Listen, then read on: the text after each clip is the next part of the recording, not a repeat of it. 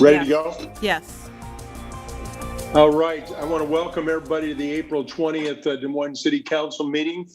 Let's note, Kay, that it's 4:31, and I'd like to call this meeting to order, and I'd like the clerk to please take roll at this time. County, Here. Boson, Here. Voss, Here. Gray, Here. Westergaard, Here. Mandelbaum, Here. Gatto. Here. Your Honor, we have a quorum. Okay. Item 2 is approving the agenda as presented and or as amended. I don't have any amendments sitting in front of me other than that item 44, which was added. And we'll have legal go over that for us, hopefully between, although it's item 44, so it would be after the consent. Right. Unless anybody has anything, I'd like to have a motion to approve the agenda. I'll move approval. All right, it's been moved. All in favor, say aye. Aye. Aye. Aye. Opposed? I think the item passes. Item 3 is approving the consent agenda tonight. Those are items 3 through 31 for the council and any of the audience that's listening in. These generally are routine items that are enacted by one roll call vote and generally without separate discussion unless someone, either the council or the public, requests an item be removed and considered or explained separately. Tonight, items 4C and 4E, Councilmember Gatto has a conflict. Item 12, Josh Mandelbaum has a conflict. Item 20, Gray votes no, and Councilmember Voss has a conflict. And other than that, let's open it up and see if there's anyone in the public that has an item that they would like to have pulled. Again, those are items 3 through 31 to have separate discussion or clarification. Mr. Mayor, if no one has any objections, I'll move item 3. Okay, item 3 has been moved.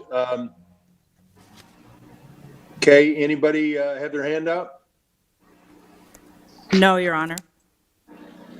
All right, would you please poll the council, please? County, Yes. Boson, Yes. Voss, Yes. Gray, Yes. Westergaard, Yes. Mandelbaum, Yes. Gatto. Yes. 7-0, motion carries. All right, thank you. That ends the consent agenda. It takes us to item 32, which is the ordinances. First consideration. 32 is amending sections 42-358, 42-358.02 relating to notices and administrative hearings for nuisances. Council communication number 20-158. Is there anyone, either a council member or a citizen online that would like to make comment on this? Okay, if there's not anybody online, I'll move item 32. There is not. All right, item 32 has been moved. Ask the clerk again to poll the council. County, Yes. Gatto, Yes. Mandelbaum, Yes. Westergaard, Yes. Gray, Yes. Voss, Yes. Boson. Yes. 7 yes, motion carries. All right, takes us to item 33, amending chapter 102 relating to sidewalk, cafe permits and leases. Council communication number 20-183. A is a schedule of the fees applicable to sidewalk cafes, and B is a final consideration of this ordinance above and the waivers requested by the city manager, and it requires 6 votes. Let's ask if there's anybody in the audience, either a council member or one of our citizens that would like to make comment on this one. Again, sidewalk cafe permits and leases. Seeing none, I'll move approval. If you've had time to go through everything. Yes, I have. All right. A and B. Yes, sorry. 33-3A and B. All right, if you'd poll the council, please. County, Yes. Boson, Yes. Voss, Yes. Gray, Yes. Westergaard, Yes. Mandelbaum, Yes. Gatto. Yes. 7 yes, Your Honor. Motion carries. Thank you. Takes us to item 34. Item 34 is amending Chapter 102 relating to encroachments, Council Communication number 20-184. A is a schedule of fees applicable to encroachments within the right-of-way, and B is a final consideration of the ordinance above the waivers requested by the city manager and requires 6 votes. On these encroachments, Mr. Manager, have any comments you want to make on this one?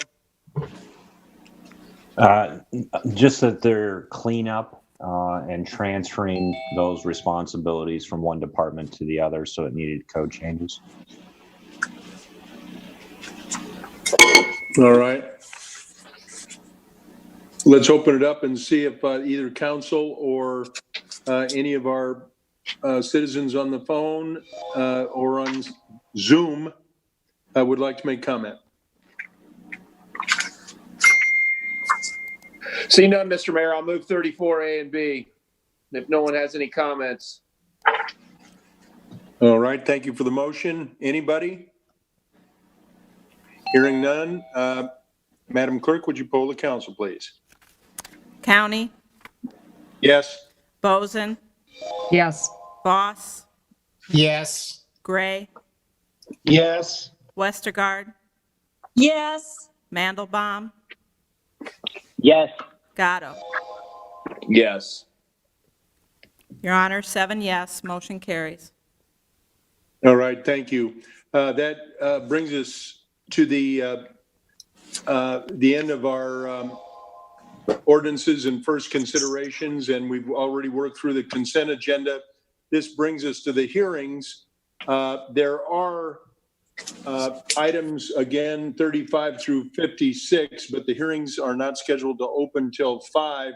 So I would ask us all to let's take a recess till 5 o'clock. And Kay, maybe you can get the detail on that item 44.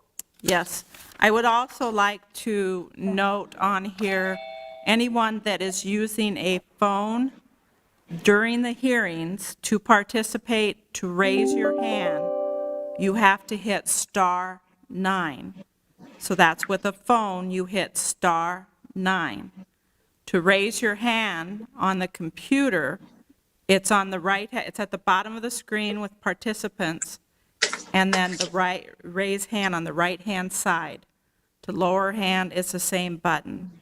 So if you have difficulty, please review that while I am going to get the information for the council. All right, let's recess now till 5 o'clock. Mayor, Yes. prior to recess, if you'd like, I can run through item 44 quickly before the city clerk sends it out to everyone, just to give you a general description of what the changes were. All right, that'll be fine. Why don't you go ahead and do that if everybody's okay with that? Great idea. Yes. Thank you. As long as we have some time here. All right, I got to tell you, Jeff, you've only got 19 minutes, so come on, let's make it. I could actually read it to you, including the lengthy legal description in 19 minutes, Your Honor. Yeah, go ahead. You've got the floor, sir. Thank you, Your Honor. This, the substituted ordinance, the corrected ordinance imposes additional conditions which have been agreed to and accepted by an acceptance of rezoning ordinance. by all the property's owners, and would be binding on the owners and successors, heirs, and assigns. And those changes include that any assembly of persons is limited to 300 persons or less at any one time. The assembly uses allowed at the property are limited to events, and I won't read all of them, but just give you an idea, such as wedding ceremonies, receptions, celebrations of life, graduation receptions, baby showers, engagement parties, anniversary celebrations, charity events, silent and live auctions, community engagement events, cooking classes, religious ceremonies, and there's a listing of the types of assembly uses that would be permitted. Paragraph C then goes on to limit the hours of operation Sunday through Thursday, 8 a.m. to 10 p.m. and Friday through Saturday, 8 a.m. to midnight. But public holidays and the day preceding the public holidays are limited 8 a.m. to midnight. And then it does describe out what the public holidays are with traditional public holidays. And that's basically what the corrected item is, and the clerk will have that out to everyone shortly. Okay. Does Jeff, anybody have a Jeff. question? Yeah, sorry, Mr. Mayor. Jeff, just a clarification. Is that when the event is over at 11 o'clock, or does that mean staff and everyone's got to be out of the building at 11 o'clock on a Friday or Saturday night? Excuse me. In discussing, we don't generally define that out. In discussing that over the weekend with CD staff, it was determined that it generally means that's when the event has to be concluded. It would be similar to a bar or restaurant that has to stop, serving alcohol. They'd have to cease their activities, but it wouldn't prohibit, having a few staff in there to clean up and do that kind of work. It's because that wasn't deemed to be operation traditionally as we enforce it. Okay, okay. So does that mean last call is at 11 o'clock, or is last call at 10:30? Last call would have to be before 11 o'clock. Yes, sir. Okay. Well, actually, Thank you. it's Sunday through Thursday is 10 p.m. Yeah. Friday and Saturday is midnight. So it would have to be, obviously, last call would have to be before 10 p.m. and before midnight on Friday and Saturday. Yeah. Just a clarification, because I'm sure we're going to get asked that question, just so hopefully everyone's on the line and they can hear it. Great question. Thank you. Westergaard has one question. In the draft that I saw that was sent from Ms. Boson, she indicated that it would end at 11 p.m. on the weekends. Yeah, that's what she said, Linda.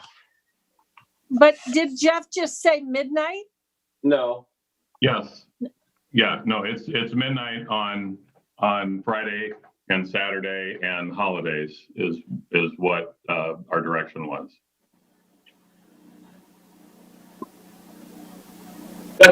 Okay. That's different than what Ms. Boson said in a letter that was sent to us. Well, if she's on, maybe she can clarify Yeah. that. Maybe that's open for amendment. I would just remind council, if they do want to amend that, the rezoning agreement has to be executed prior to closing the hearing.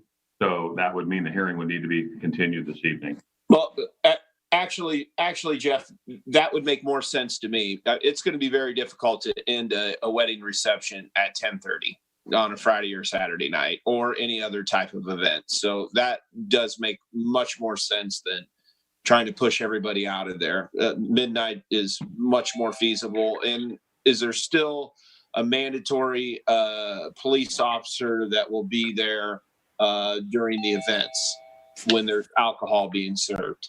Is that listed in there too? That is not one of the conditions, I don't believe. No, sir. Oh, yeah. Well, I think it is in the version I have.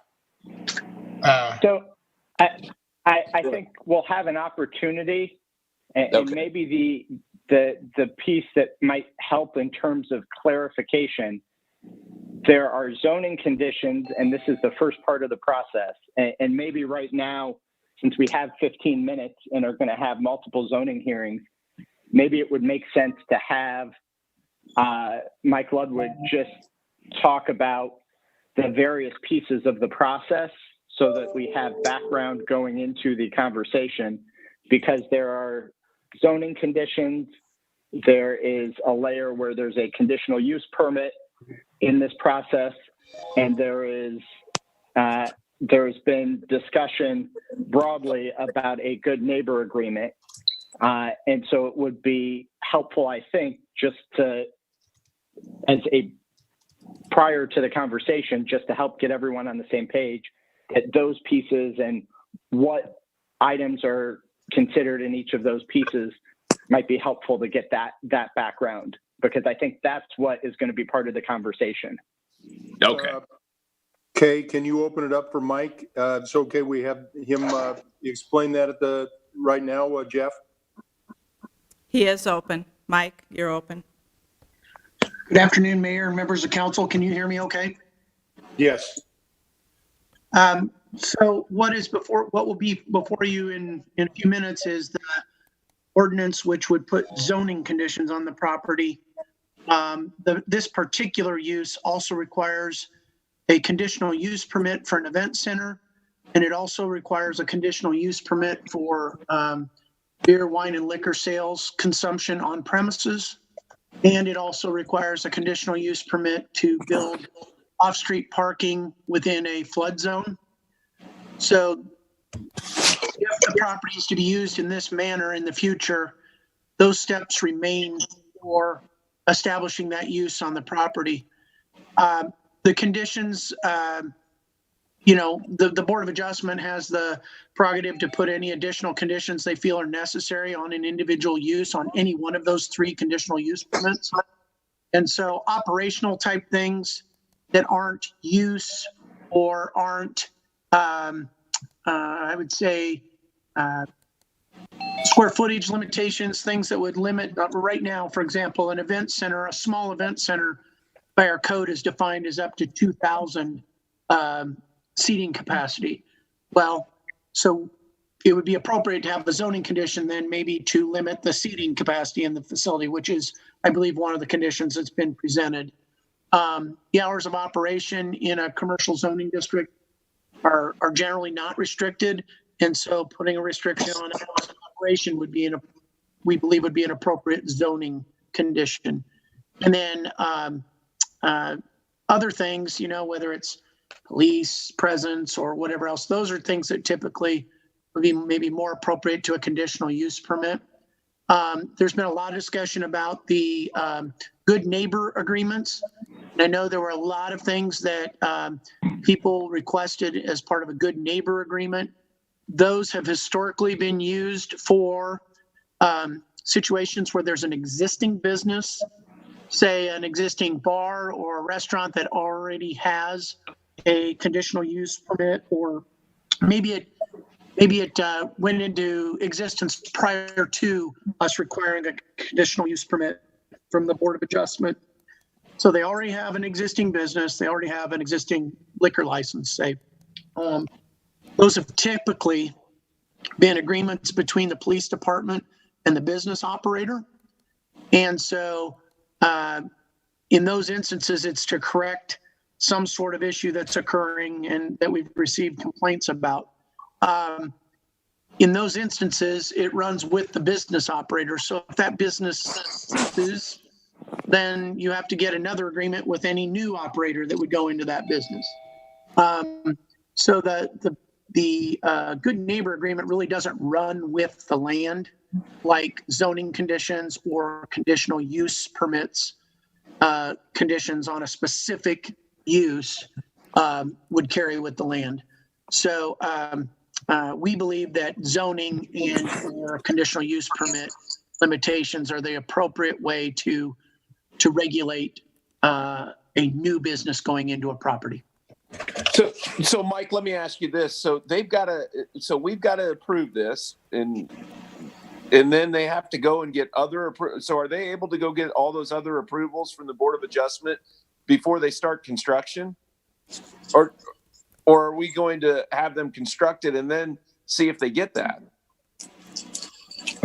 Well, to have a permit issued for a event center, they would Yeah. need to get their conditional use permits from the Board of Adjustment if that use is not allowed on the property. If somebody just wanted to build a spec building on a property, Yeah. No, they could Mike- do that, but they couldn't use it or occupy it until there was a conditional use permit issued. Yeah, no, I think you understand what I'm saying though, Mike, right? So they're going to have to go to the Board of Adjustment before to make sure they can do all of this stuff first, Yeah. right?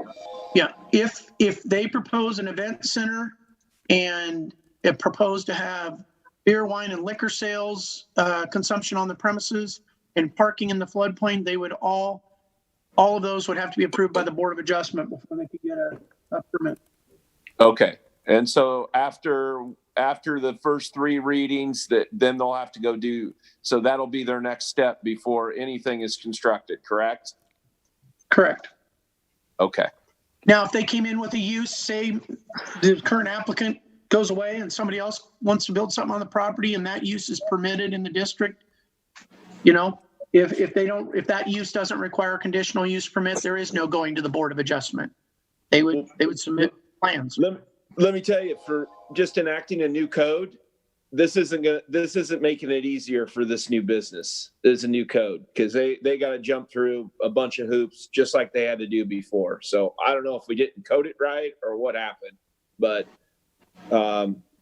they've got to jump through a lot of hoops to make this business work.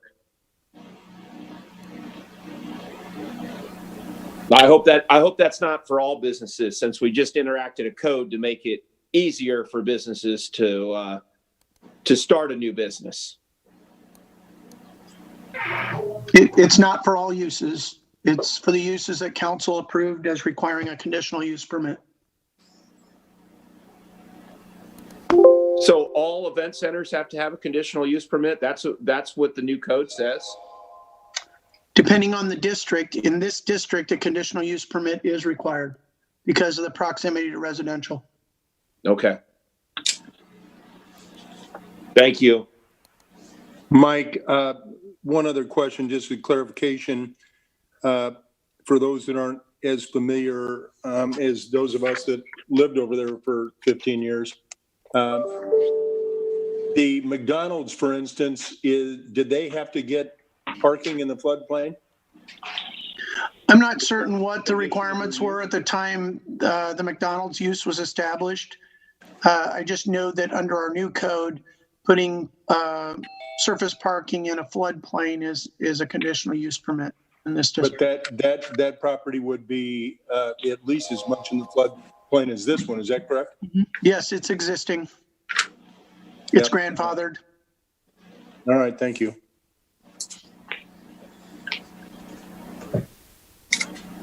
All right, unless anybody has anything else, why don't we take a 5-minute break here and then we'll get right back at it at 5 o'clock.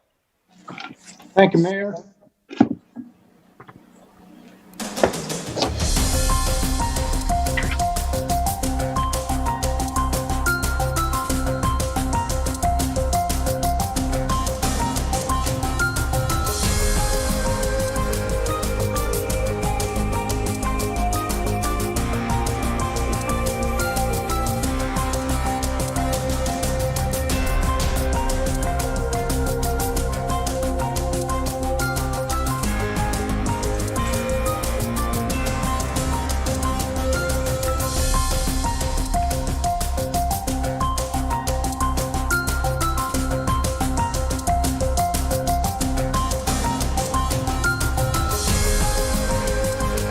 Hey, Kate.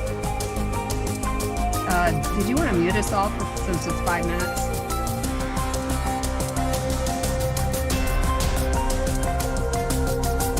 Oh, okay.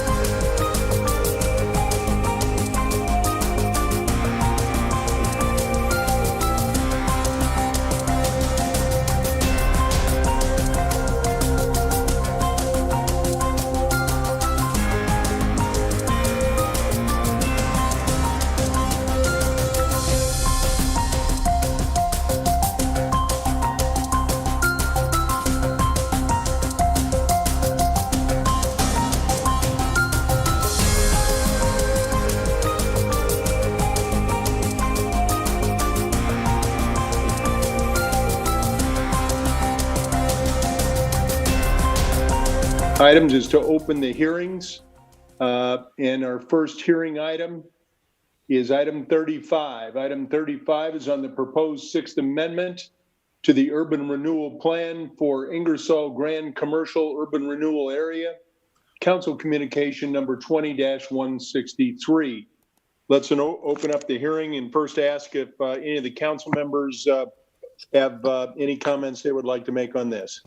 Please give me a moment to unmute all the council members. Seeing none, is there anyone in the general public who would like to make comment? Again,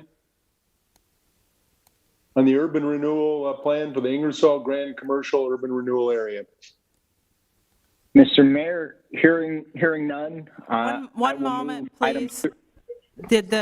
Not all the council members were unmuted, so I want to make sure that they didn't have anything. If you'd just give me a second to make sure that they are. Yep, no problem. Thank you very much.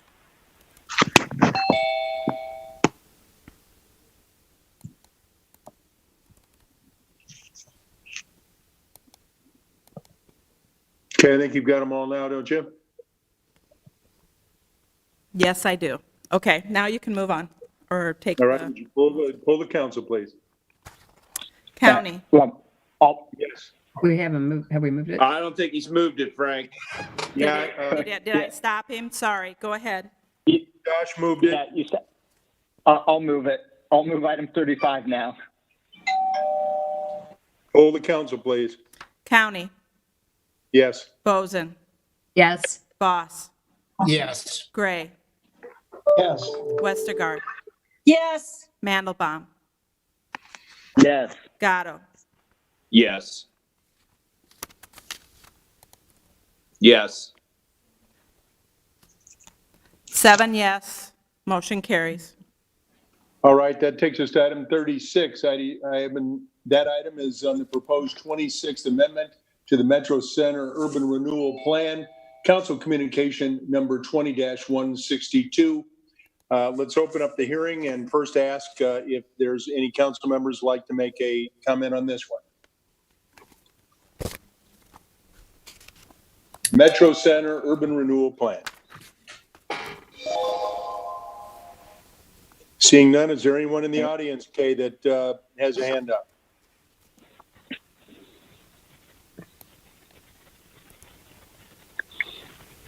Seeing none, Hearing, motion. yeah. Mr. Mayor, I'll move item 36.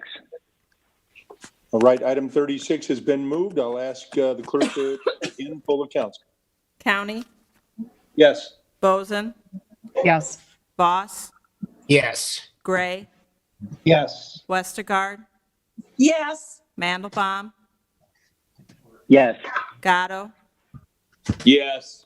Your Honor, that's 7 yes, motion carries. Okay, item 37 on the proposed 12th Amendment to the Urban Renewal Plan for the Southeast Agribusiness Urban Renewal Area, Council Communication number 20-161. We'll open the hearing and ask, first of all, if any of the council wants to ask questions or make comment.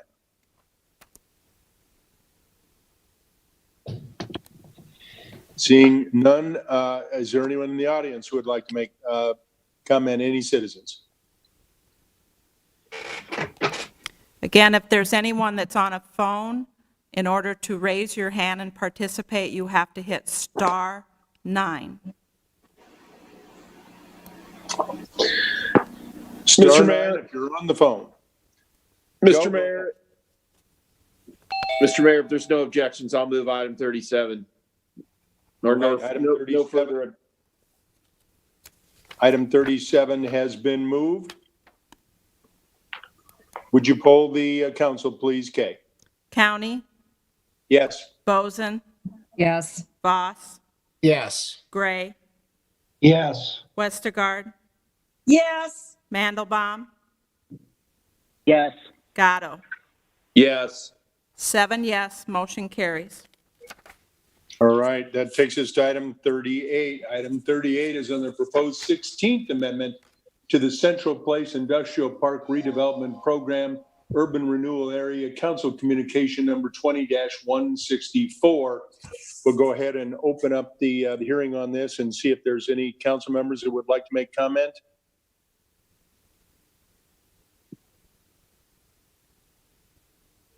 Seeing none, could we see, Kay, if there's any members of the public that would like to make comment?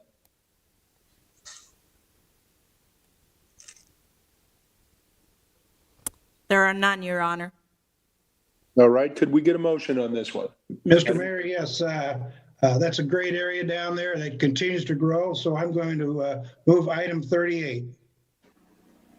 Item 38 has been moved. Would you poll the council, please? County, Yes. Boson, Yes. Voss, Yes. Gray, Yes. Westergaard, Yes. Mandelbaum, Yes. Gatto. Yes. 7 yes, motion carries. All right, takes us to item 39. Item 39 is on the vacation of segments of Southeast 15th Street and East Market Street right-of-way adjoining 200 Southeast 15th Street. A is the first consideration of the ordinance above. Any comments on this? Mr. Mayor, if there's no comments, I'll move 39 and 39A, and I will waive the second and third readings. Mr. Manager, is this the two of the MSC? Let me confirm that.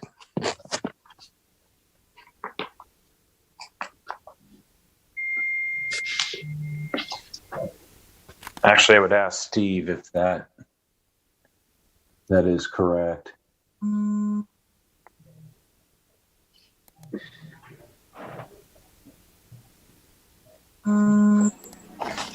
Transload, I'm sorry. Yeah. This Yeah, is- I thought it was the I thought it was the transload, but transload. All right, I just want to make sure and confirm it. I appreciate it. Mhm. All right, we have a motion. You ready for vote? Yep. County, This is the transload. I'm going to abstain from this on the appearance of a conflict. Boson, Yes. Voss, Yes. Gray, Yes. Westergaard, Yes. Mandelbaum, Yes. Gatto. yes. Your Honor, that's 6 yes, 1 abstention. Motion carries. All right, item 40, on the vacation and conveyance of segments of 6th Avenue and University Avenue right-of-way for bus shelter encroachment to the Des Moines Regional Transit Authority, DART, for $1,540. A is the first consideration of the ordinance above. Ask if any of the council members want to make comment on this. Mr. Mayor, I just want to point out that we sat through, these are going to be some pretty art-intensive bus shelters. That's going to be a tremendous enhancement to the 6th Avenue corridor. Be prepared. Yeah, just piggybacking on what Councilmember Gray said. These are not the typical shelter.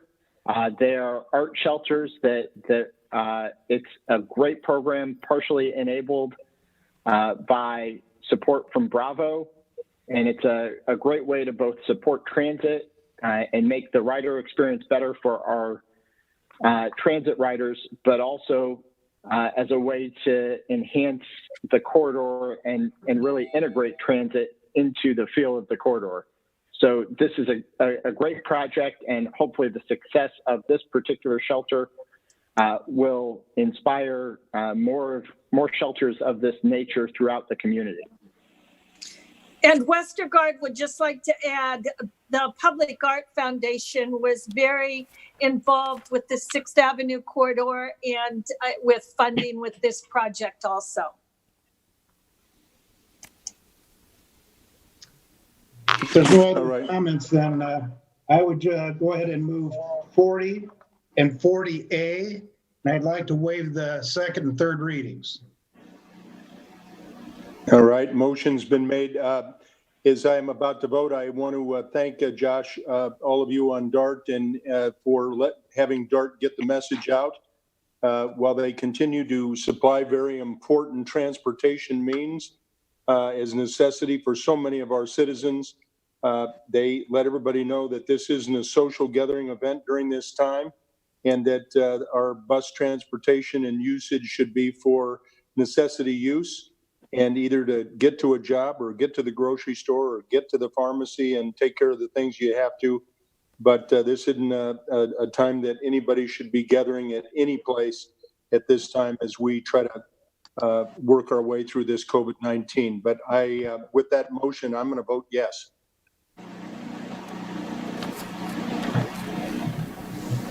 Boson, Yes. Boss, Yes. Gray, Yes. Westergaard, Yes. Mandelbaum, Yes. Gatto. Yes. 7 yes, Your Honor. Motion carries. All right, item 41 on a vacation conveyance of portions of an alley and 7th Street right-of-way adjoining 655 Walnut Street and 7th Street right-of-way adjoining 319 7th Street, 701 Walnut Street, and 700 Locust Street to Employers Mutual Casualty Company for $5,571. A is the first consideration of the ordinance above. Let's go ahead and open up the hearing for item 41. Ask if the council has any comments they would like to make here, and then we'll ask the public if they have any. Council? Seeing none, how about the public?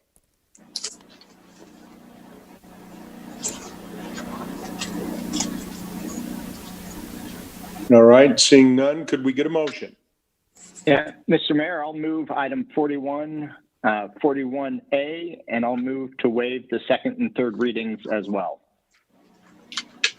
Right, item 41, 41A, and motion to waive second and third. Would you poll the council, please? County, Yes. Boson, Yes. Boss, Yes. Gray, Yes. Westergaard, Yes. Mandelbaum, Yes. Gatto. Yes. Your Honor, that's 7 yes. Motion carries. All right, item 42 is on a vacation of alley right-of-way and portions of 26th Street and University Avenue, right-of-way adjoining 2530 University Avenue, and a conveyance of certain fee and easement interest to ND Drake Multifamily LLC, and the conveyance of certain fee and easement interest to Lutheran Church of Hope, and permanent easement for public ingress and egress. A is the first consideration of the ordinance above. Ask if the council has any comments to make on this one. Again, this for those on the line, this is the old University Christian Church, generally speaking.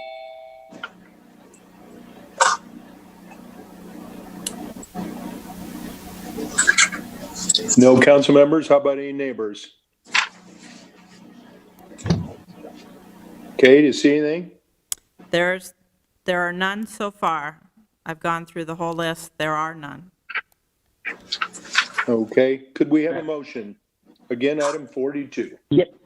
Mr. Mayor, I'll move item 42 and 42A and move to waive the second and third reading. All right, Kay, would you poll the council, please? County, Yes. Boson, Yes. Boss, Yes. Gray, Yes. Westergaard, Yes. Mandelbaum, Yes. Gatto. Yes. Your Honor, that's 7 yes. Motion carries. All right, item 43. Item 43 is on a city-initiated request to rezone 1420 Mulberry Street, owned by Central Iowa Shelter and Services, from P2, Public, Civic, and Institutional, to DX2, Downtown District, to allow the expansion of the existing temporary shelter use for additional multiple household living units and area for service provision. A is the first consideration of the ordinance above. I will just add to that, I've had a chance to talk to Melissa O'Neill, who's the director up there. They have made a big change from what it was going to be with former shipping containers that were going to very interesting concept to put housing into that, to just add to their regular facility and put an addition onto that in a more conventional type of way, and also to make some very appropriate use and helpful use to the residents and citizens there, as they're going to have community gardens and some other things. So that's sort of my update on that one. And let's open it up, see if there's any members of the council that has anything additional to add to this, and then we'll open it up to our citizenry. Council? Mr. Mayor, I'll just add part of this is and part of why it's a city-initiated request is there was, I think, an error on our part when we did the zoning code, knowing that this project was already coming, and so this essentially just helps correct that and allow the project to go forward as previously intended, with, as you noted, I think some improvements to the project. I'd also just like to say that the folks at Central Iowa Shelter and Services, I've been incredibly impressed with the service they provide, and they're forward thinking and trying to continue to meet what are very important needs in our community, and very thankful that we have that partnership with them, and look forward to continuing that. Let's go ahead and open it up, see if there's any citizens that would like to make comment on this.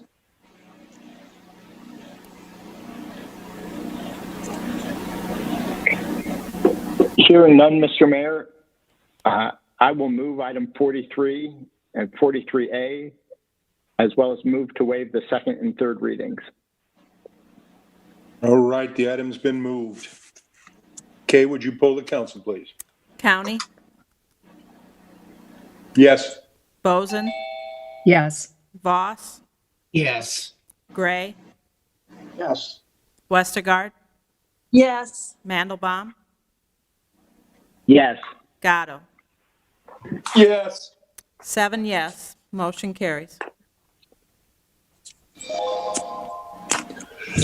All right, item 44 is on a request from White Willow Events. Taylor Boson is the officer to amend the Plan DSM, creating our tomorrow future land use map designation to rezone properties located at 6011 and 6015 Grand Avenue from RX1 mixed use to MX1 mixed use to allow the demolition of the existing buildings and redevelopment of a 2-story, 7,000 square foot building for an assembly and entertainment small use event center. A is the first consideration of the ordinance above.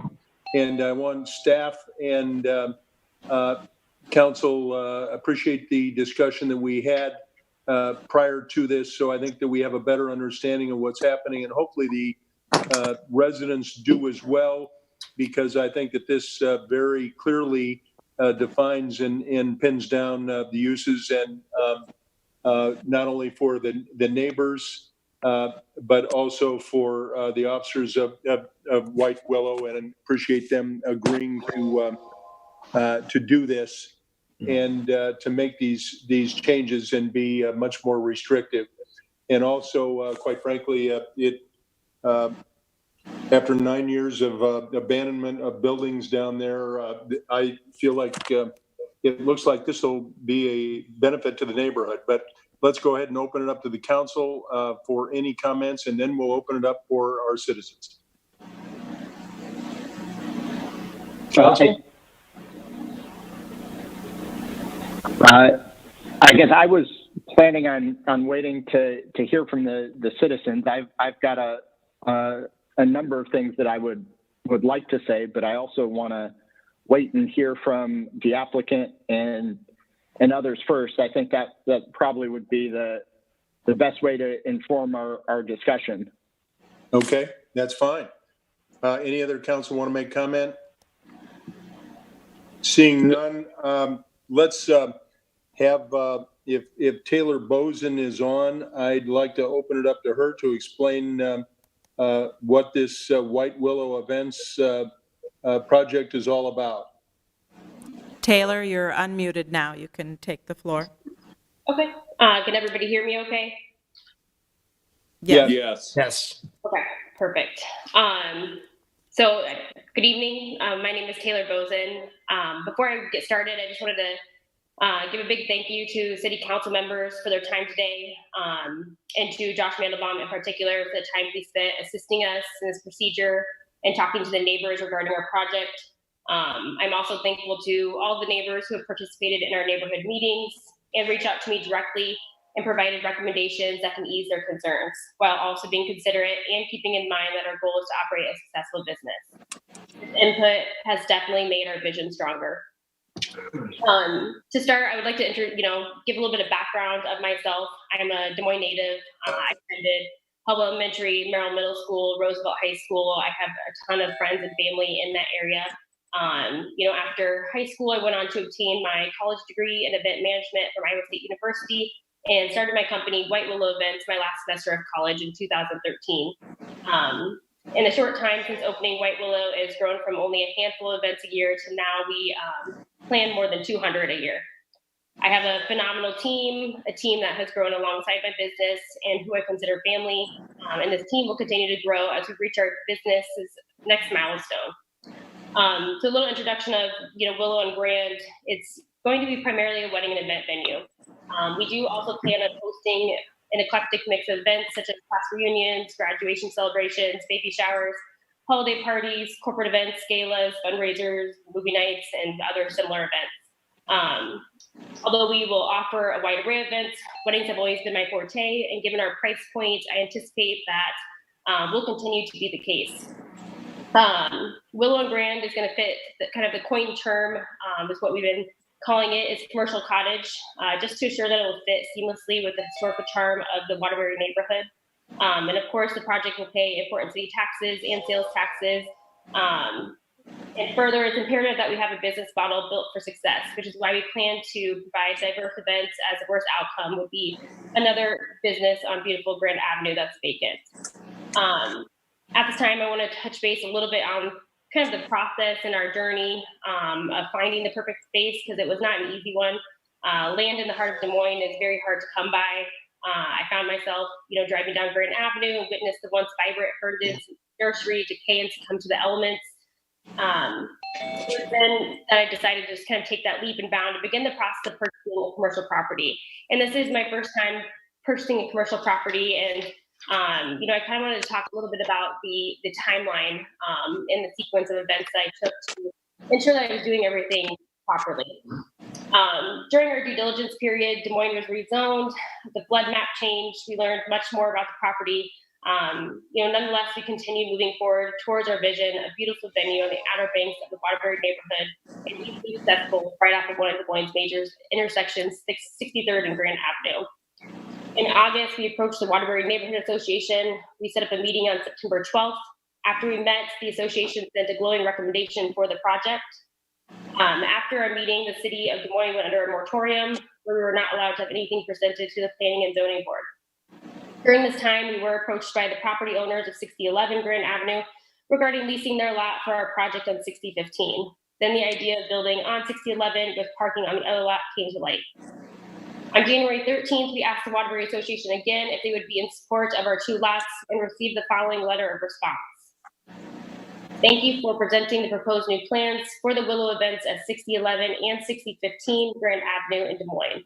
The Waterbury Neighborhood Association has enthusiastically approved the amended plan, which is consistent with our desire to improve our historic neighborhood. We continue to applaud your innovative space plans and look forward to working with you as you continue to grow your business in the historic Waterbury neighborhood. Thanks again, Martha Miller Johnson, Waterbury Neighborhood Association Board President.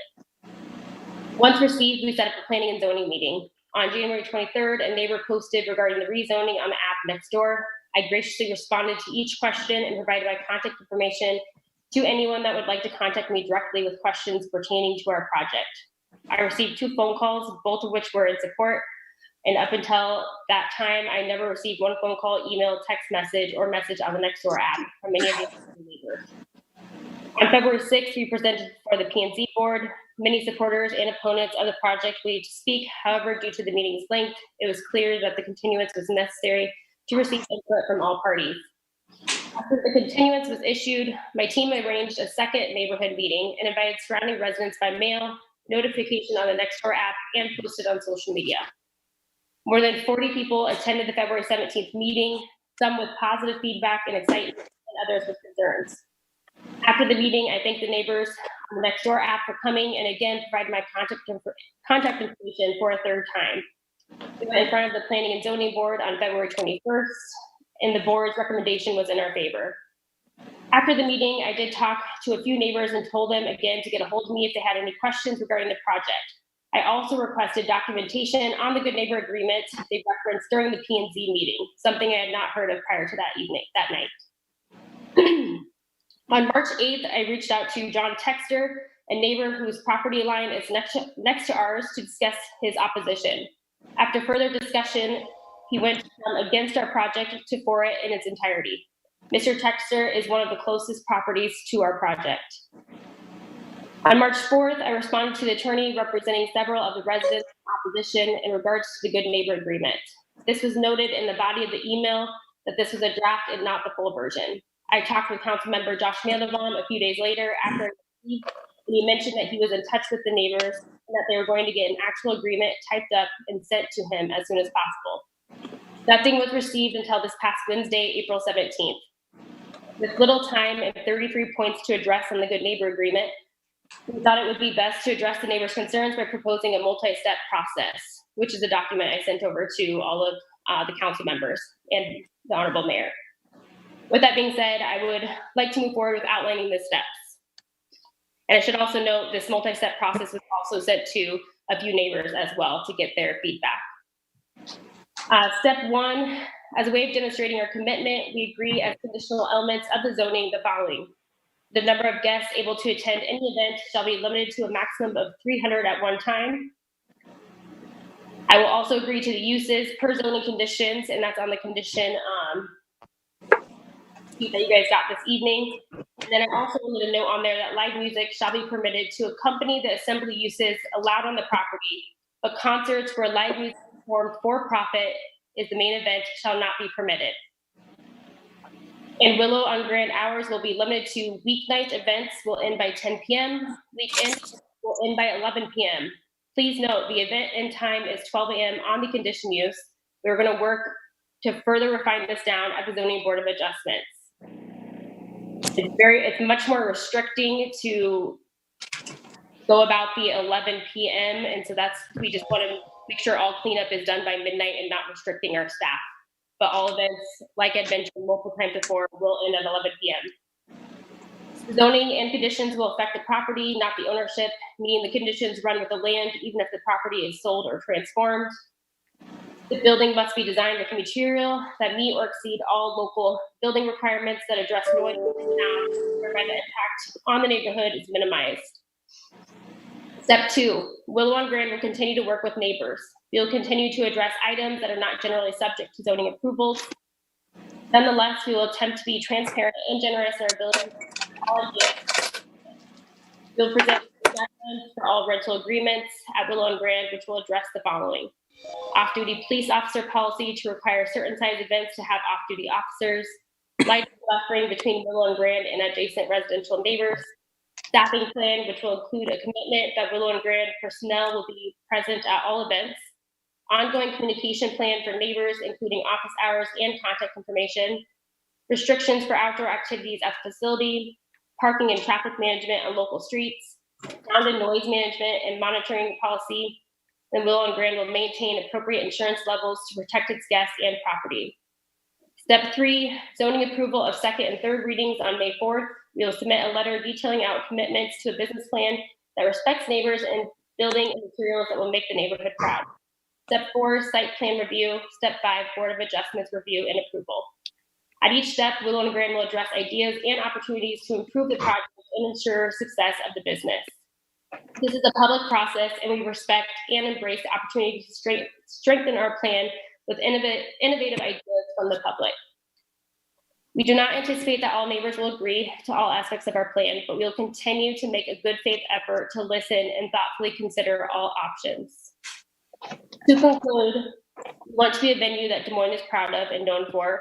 We want to be another reason people love Des Moines and choose to celebrate the most important parts of their lives here.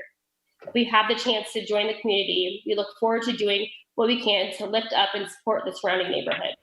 Since this process has started, I have listened to concerns voiced by neighbors, and I have made every effort to go above and beyond what is required because I want to be a good neighbor. That being said, I'm happy to continue to work with neighbors to help ease concerns and find workable solutions. I believe that I overwhelmingly achieved that at this time. In closing, Des Moines is a city I am proud to call my home, a place I grew up in, an amazing and transforming city, and it is my sincere hope that Willow and Grand will become another reason why people love Des Moines. We have so much support behind us on this project, and I cannot wait to connect communities, businesses, and neighbors to our space. Thank you so much. Taylor, thank you very much. Council, any questions that you have for the applicant? Any clarifications or anything? And if not, we'll open it up and see if there's some neighbors that would like to make comment. And again, Council? anybody on the phone needs to hit *9 to raise their hand. Otherwise, the other people on computers can raise their hand as well by hitting participants and then the right-hand side. All right. Kay, it looks like the first one that we have is Kevin Markin. Do you want to open it up for him, please? Kevin, go ahead. Hello, my name is Kevin Markin. I'm at 2109 East 28th Street. And I'd just like to weigh in on some compassion for this project and the next two projects. They're all three very good projects this city should embrace. All three of them require a little bit of compassion. They're all bringing some businesses to the community. They're also bringing some very good services that I think that this city deserves. And none of them are asking for any tax dollars whatsoever. So with that, I just like to weigh in on some compassion for this one and the next two of them. Thank you very much. Thanks, Kevin. Okay, the next one, it just looks like a phone number, that 246-5897. You want to open it up for them? And give us your name and address, please, sir, or ma'am. Mr. Mayor, members of the council, this is Tony Colasino, 801 Grand Avenue in Des Moines. And I'm appearing on behalf of Ed Johnson and Gretchen Johnson, who own some property on just behind to the north of the site, and Sarah Flores, who also owns and lives right behind the site. And I had a couple of questions. One is, we believe that we had sufficient objections returned at the zoning board was that this is going to require a supermajority vote. And I wondered if that's correct still. Jeff, could you please respond to that? Yes, Your Honor, it is correct. Okay, Tony, I think you got a yay. Yes. Okay, that's good. Now, I had computer problems. This is my third computer to try to get hooked onto this meeting. So I missed what was discussed prior to the time for the public hearing. But it sounds like there were some important prior discussion issues. And I wondered what those were, if you could summarize those for me. I think we could. Jeff, I would do it. But Tony, I will tell you that generally what it did is sort of outline the concessions that the applicant has made to adjust after conversations with neighbors, but and then had worked with Councilmember Mandelbaum to try to put it together into the application. But Jeff, would you like to clarify, please? Yes, Your Honor, and I'd start my comment with the reiterating what Mike Ludwig explained earlier as well. Yes, I missed that. I'm sorry.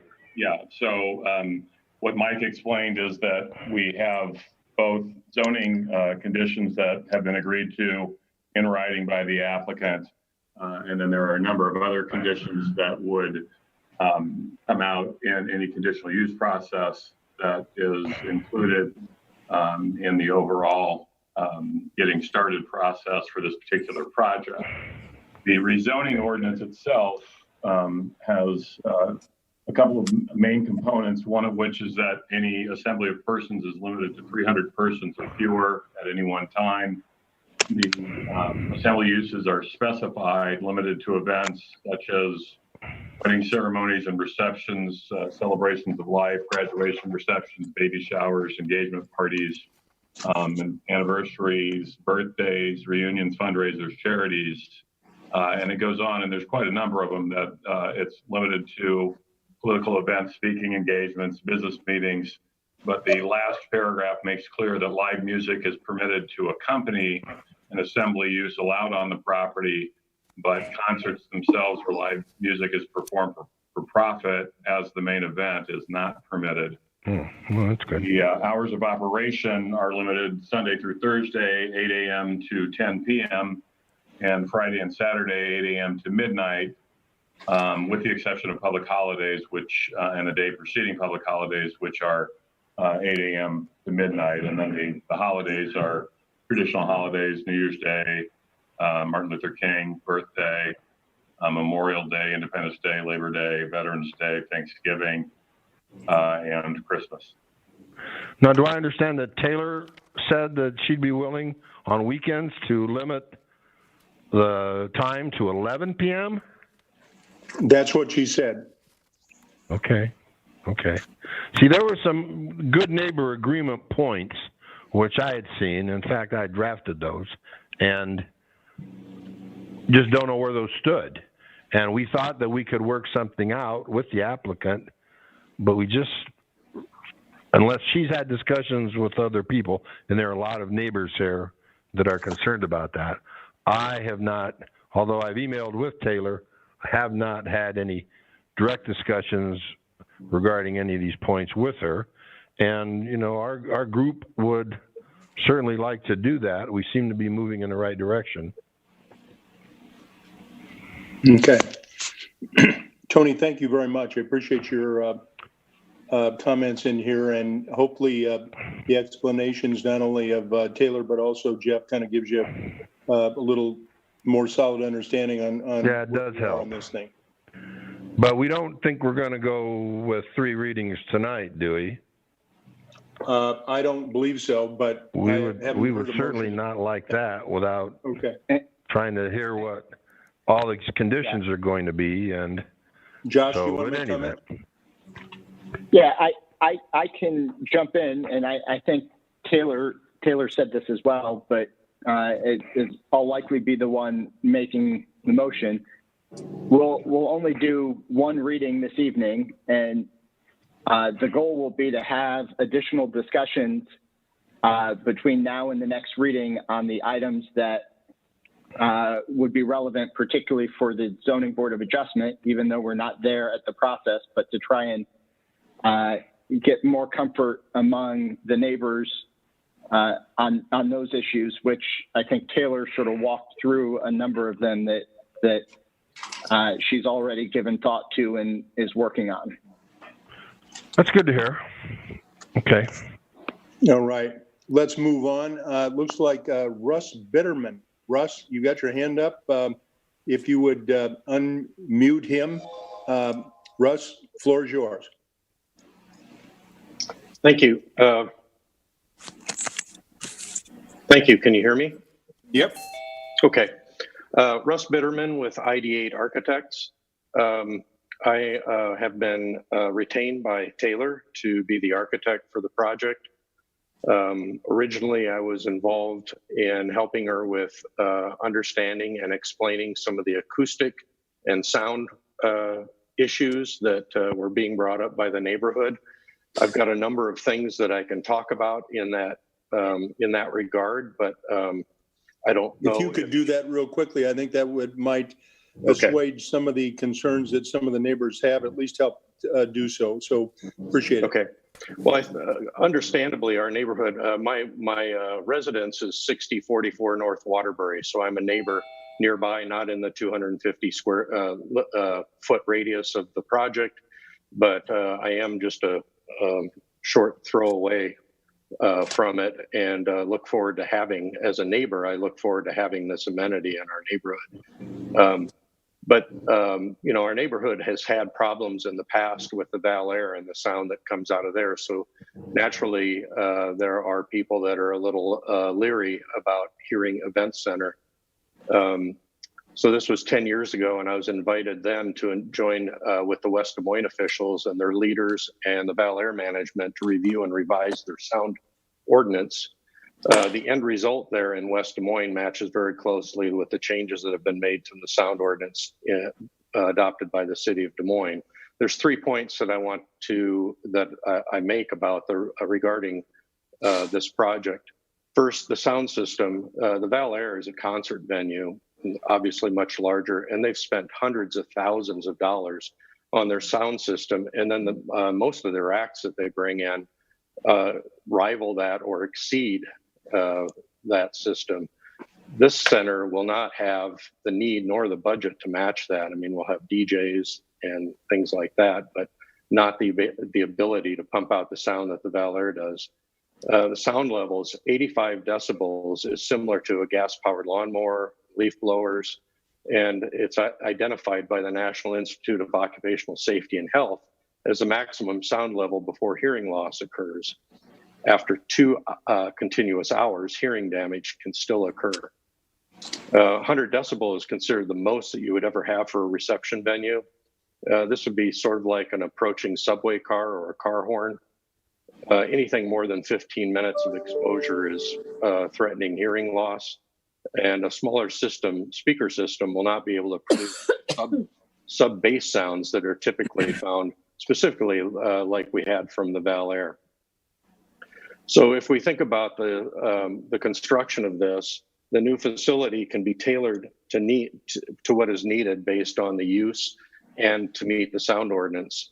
The Val Air was never constructed to have a sound system that it has in it, and the roof assembly actually magnifies the noise that comes out of there. The sound transmission class is the amount of noise reduction you'll have with an assembly from one side, for instance, of a wall or a roof to another. Normal wall construction for the exterior walls with 2x6 walls, studs, insulation, sheathing, and exterior finish materials will be at or over 40 STC, which is the sound transmission class. The roof will provide even more of that because it's got more insulation. The windows are the weak point, but by increasing the mass of the windows, i.e. Triple glazing or thicker glass glazing, the more sound reducing windows can provide 30 to 35 STC.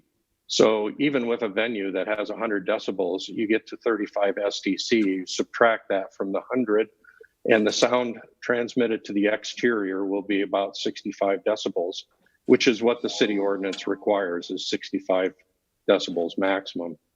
The window locations can also be reviewed to reduce the amount of openings to the closest residential properties. So based on my experience with that and my professional knowledge, if the above issues are considered and addressed, I am certain that this facility will not be a source of noise issues. That's really all I have to talk about in that regards. I can answer any questions.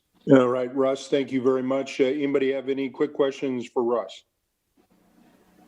I think that's very helpful, and appreciate the project to look at those kind of considerations, because sound can be a big problem in any area, whether it's a backyard party or whatever, but the fact that they've taken a look at it and made every effort to knock it down, I think is, at least I'd like to thank them for that effort.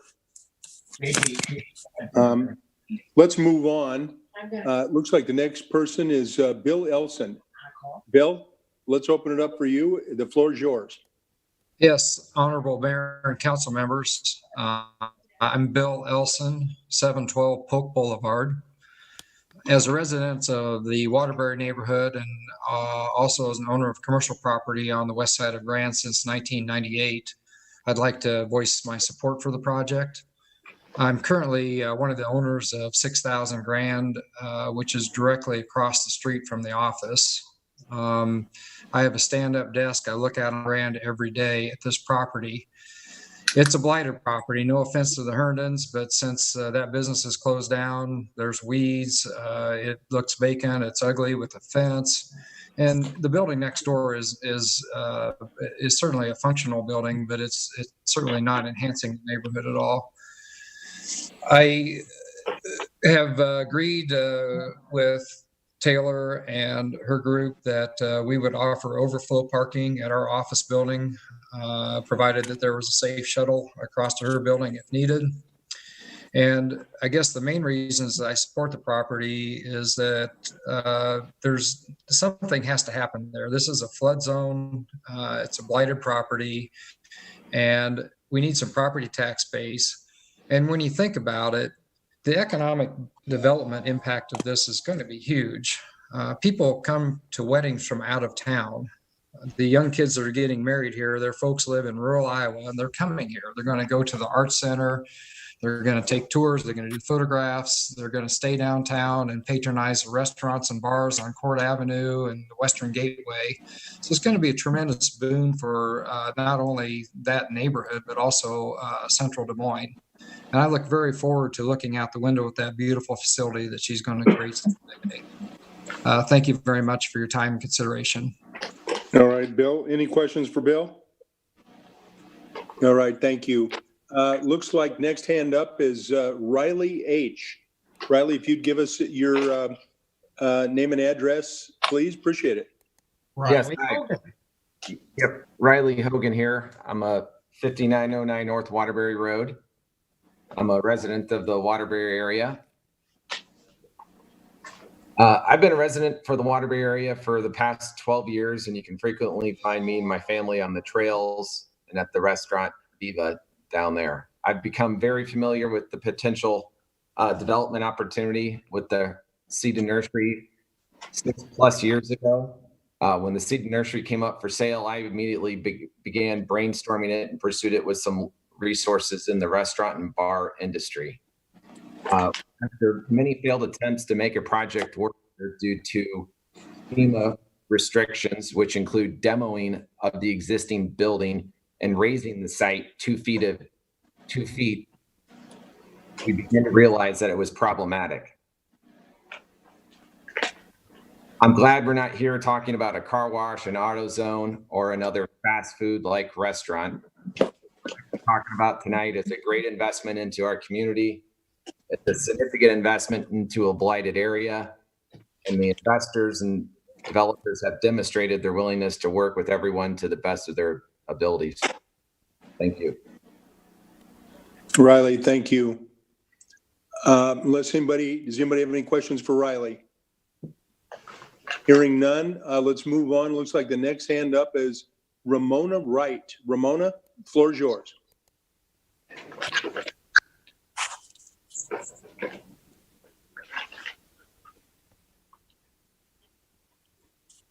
Ramona? I think she's still on mute. I muted her just a moment. I lost her. I got her. Ramona, you must have. There you go. Okay. I accidentally got muted again. Yeah, we were fighting. All right, welcome back. I haven't used, it's a little difficult with the Zoom on a cell phone, let me tell you. My name is Ramona Wright, and I live just 2 houses north of the property. of Herndon's, you know, and I've been here for 20 plus years. I've got a couple of questions because when I sat in on the information beforehand, I jotted down that the square footage was up to 2,000 seating. Is that correct? When we were talking about possibly only limiting people to 300? Could we clarify that, please, Jeff?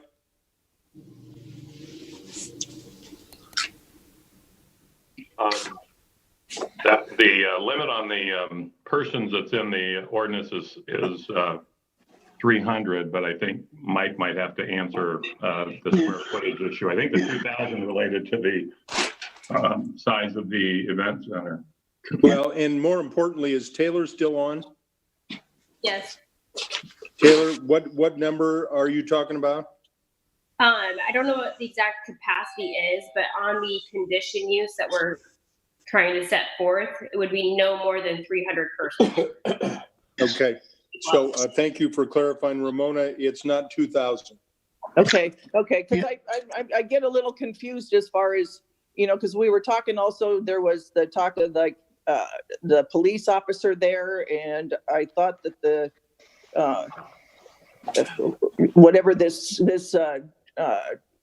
proposal was not, but I think she was going to do that. So there's kind of a little bit of difference from what I'm understanding on what it's zoned for or what it's available for and what she's willing to do. Is that correct, or did I get something wrong? That there wasn't any police officer required? Mike, this might be a good time if the mayor would allow you to explain what you explained prior to the meeting started concerning the difference between the zoning conditions and the Board of Adjustment process. Mayor and members of council, Michael Ludwig, Planning Administrator for the City of Des Moines. The general definition for a small event center is up to 2,000 people. That is why the condition on the use is proposed to limit the capacity to 300. So what we had recommended were conditions that restricted what would generally be available in the zoning code under just straight zoning on a property in the absence of zoning conditions. In addition, there are other conditions that could be placed on the use by the Zoning Board of Adjustment. Those theoretically could include requirements for police, off-duty police officer, but those are typically involved in rental agreements and are individual decisions that are made by the business operator and the event holder.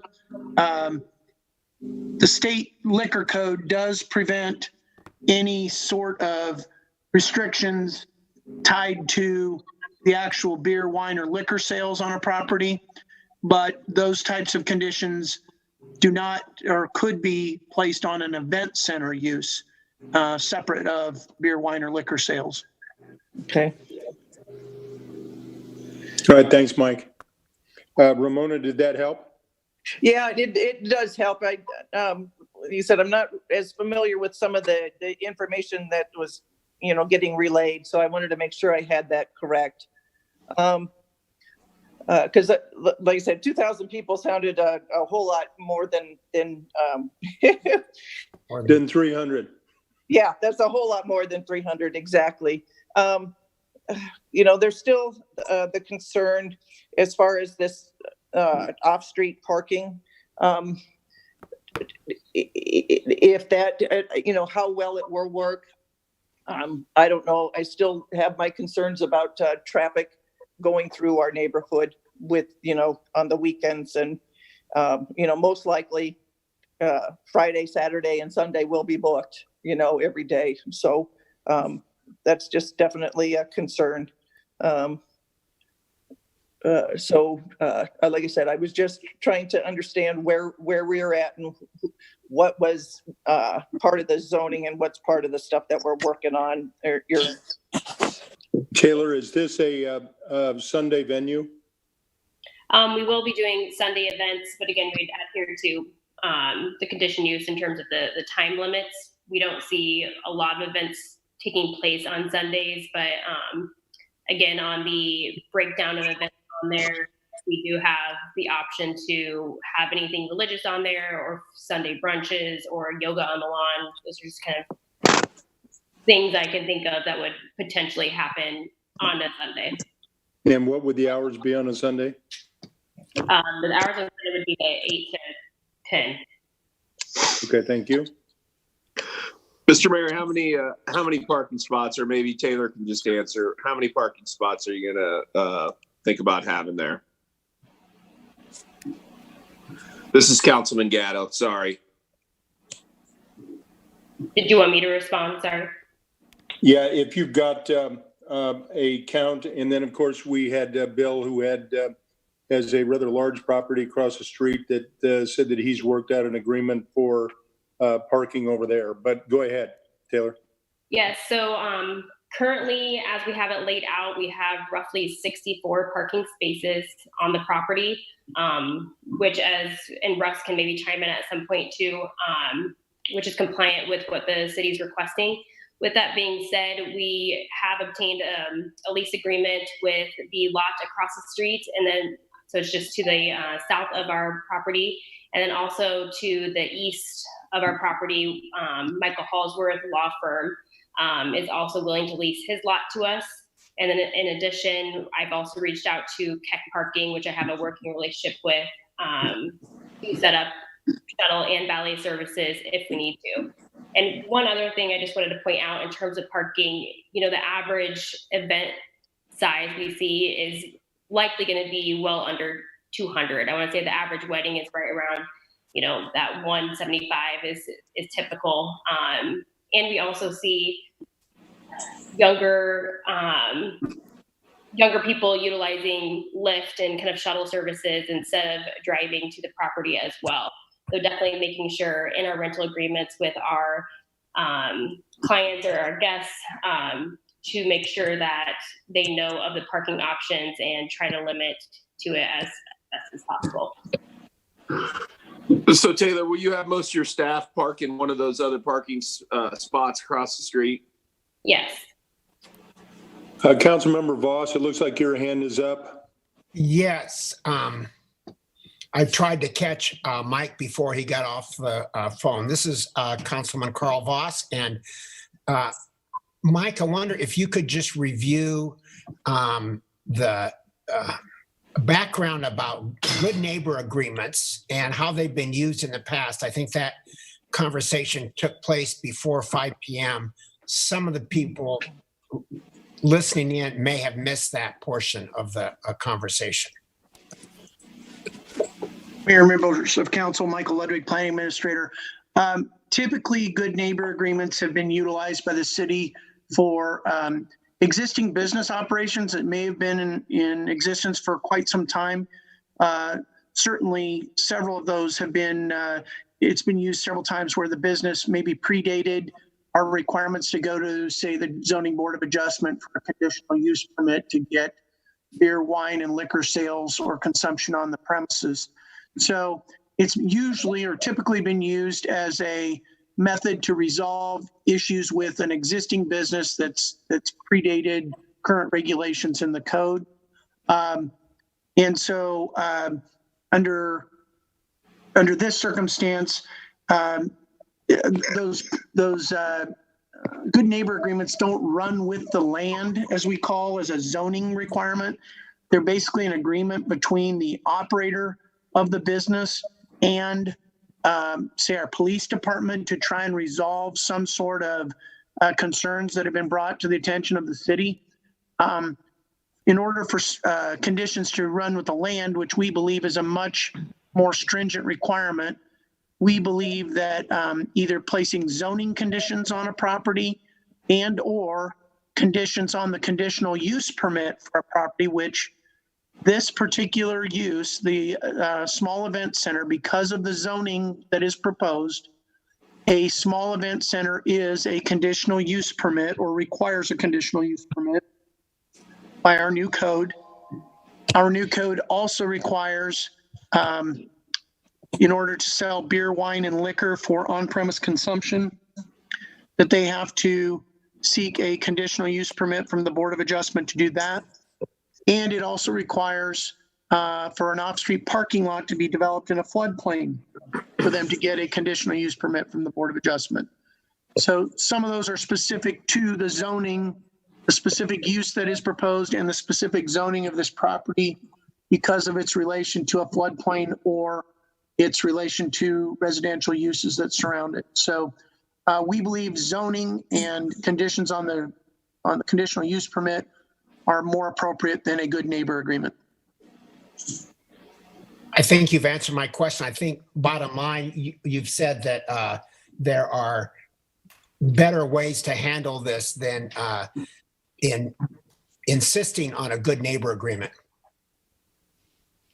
That is correct. Again, the good neighbor agreement would just run with the business owner or operator.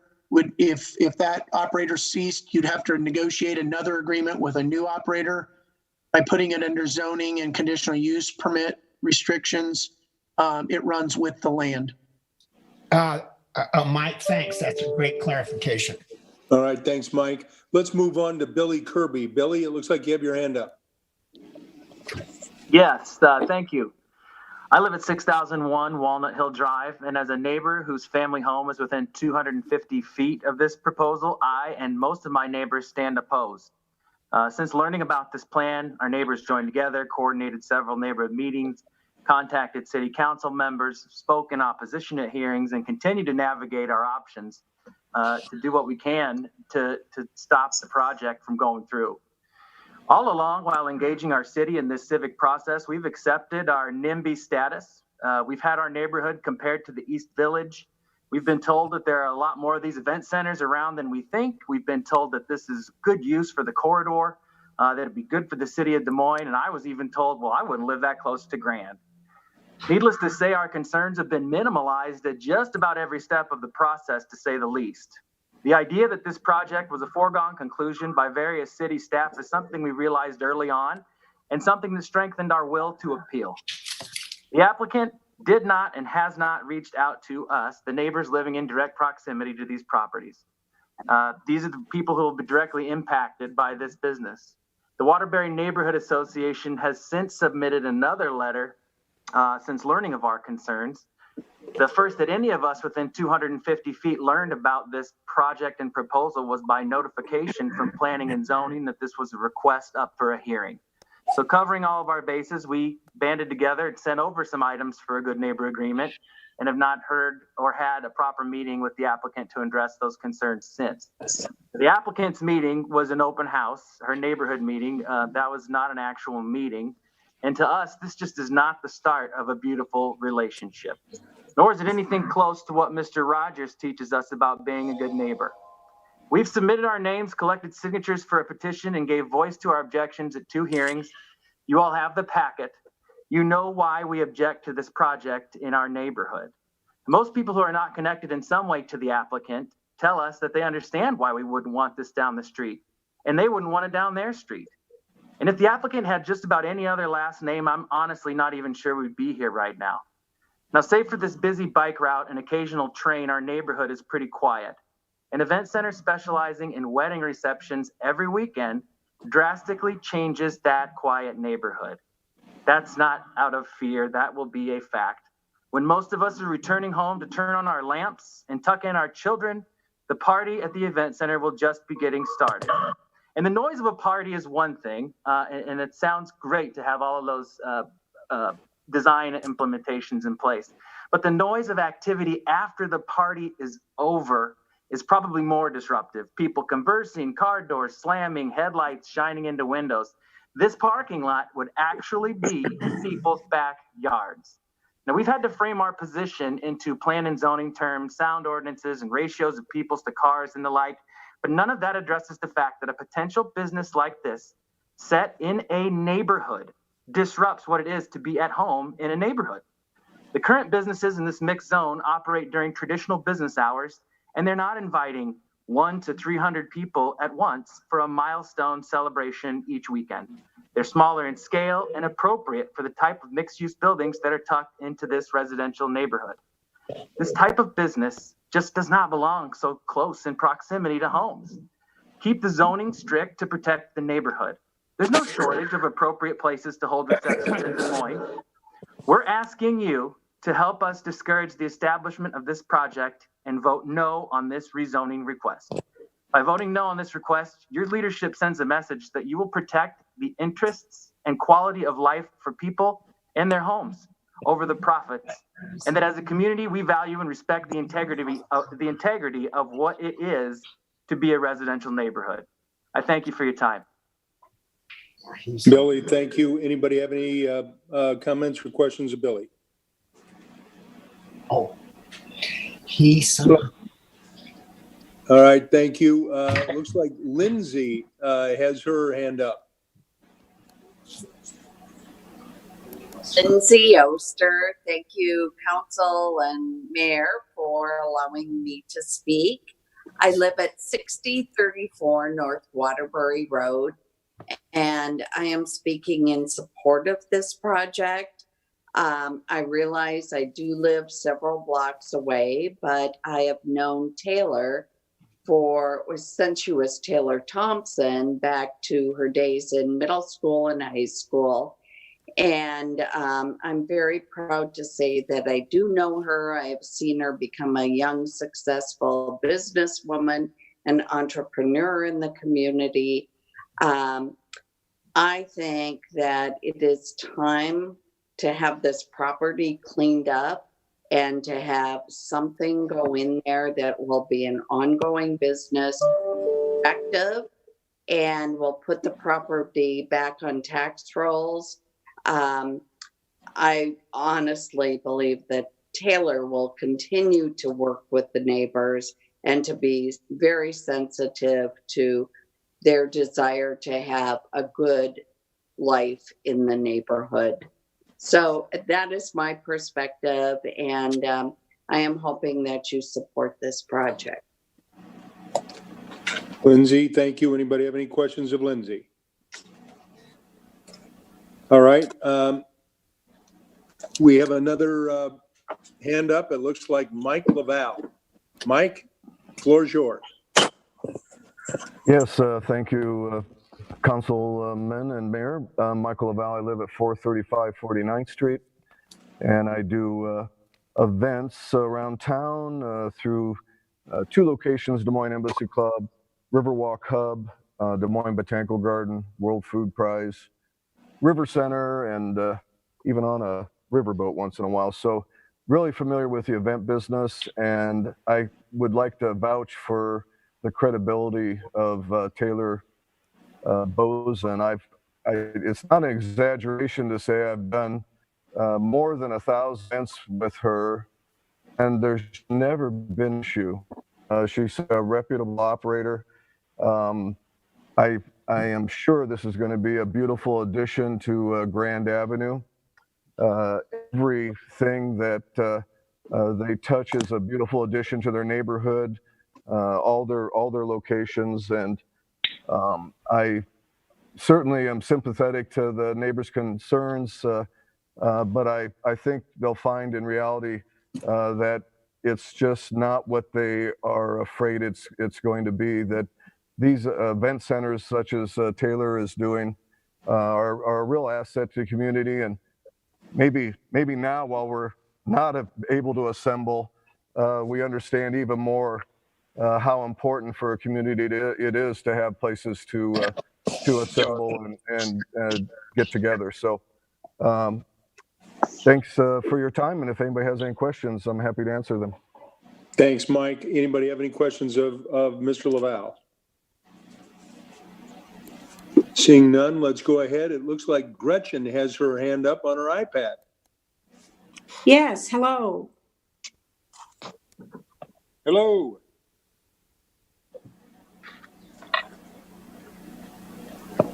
It looks like she's muted. Yeah, she muted herself. Can you? Am I unmute now? Yes, you are. You're good. Oh, good. We can hear you. Good. This Gretchen, could you give us your name and address, please? I can. This is Gretchen Johnson, 6018 Waterbury Circle. Our family home is located in the south part of the Waterbury neighborhood, where many others of us live. And we also own a duplex at 6021, 6023 Walnut Hill Drive. It was late in February when we received in the mail the pro-con postcard asking us for our opinion because of the proximity to a location near 60th and Grand. At this time, we were startled to learn of a plan for an event center to be built, the details of which we discovered had already been discussed elsewhere and were now underway. This situation suddenly felt like an invasion into our lives. This has now become not just another small business. This is to be a party celebration center. These two are not the same by comparison, nor are all the trappings that go with an event center that's planned to bring them. Today, though, it seems as if we have already met defeat before we've even had a chance for you to hear us speak. I feel sad about this situation that our friends and neighbors have been drawn into. Your consideration and decision concerning the outcome of this proposal will impact each of us who have chosen this particular environment to call home, to live safely, quietly, and happily, surrounded by beauty and peace. We do not need a party venue among us. Thank you. Gretchen, thank you. Does anybody have any questions or comments for Gretchen? Gretchen, thank you. Let's move on to Jim Norland. Jim, floor is yours. Hi, my name is Jim Norland. I live at 5308 Grand Avenue, so just a few blocks away from the venue. One comment that nobody's really made about this so far is I went to the meeting at Boesen's in February, and the venue is beautiful. I mean, talk about a building that fits the neighborhood fantastically. They've done a great job of planning it. It doesn't look like an event center. It looks like a big house. I think it's going to be beautiful. I'm looking forward to the activity. I live close enough that I could hear the Valor, but it doesn't rattle my windows. And I actually miss the activity when the Valor isn't there. I'd much rather figure out a way to put bigger mufflers on the Harleys that leave Pal Joey's at 2 o'clock in the morning than I would to restrict the use of this space. Taylor did a great job of answering questions at the open house that she had. I think she's assembled a really good team. I talked to a lot of them. I think it's a fantastic use of the space. I've been at 5308 Grand for 14 years. And, you know, basically Grand is busy twice a day. And if this extends the busy period for a couple hours, I'm okay with that. It's 4 lanes. It handles the traffic just fine. I expect that most of the people that come from out of town will head down to 63rd Street and go up to the freeway. I don't see it as a concern. I use the neighborhood very much. I raised 2 children there, and I think it's a great place, and I think it's a great addition. And that's all I have to say. Jim, thank you. Any questions for Jim? All right. It looks like now Eric has his hand up. Eric, floor is yours. Give us your name and address, please. Okay, actually, this is Sarah. My husband and I are sharing the computer tonight. So just a clarifying question before I start, I would assume I speak and then I will mute myself and then he will raise his hand when he wants to speak. Is that correct?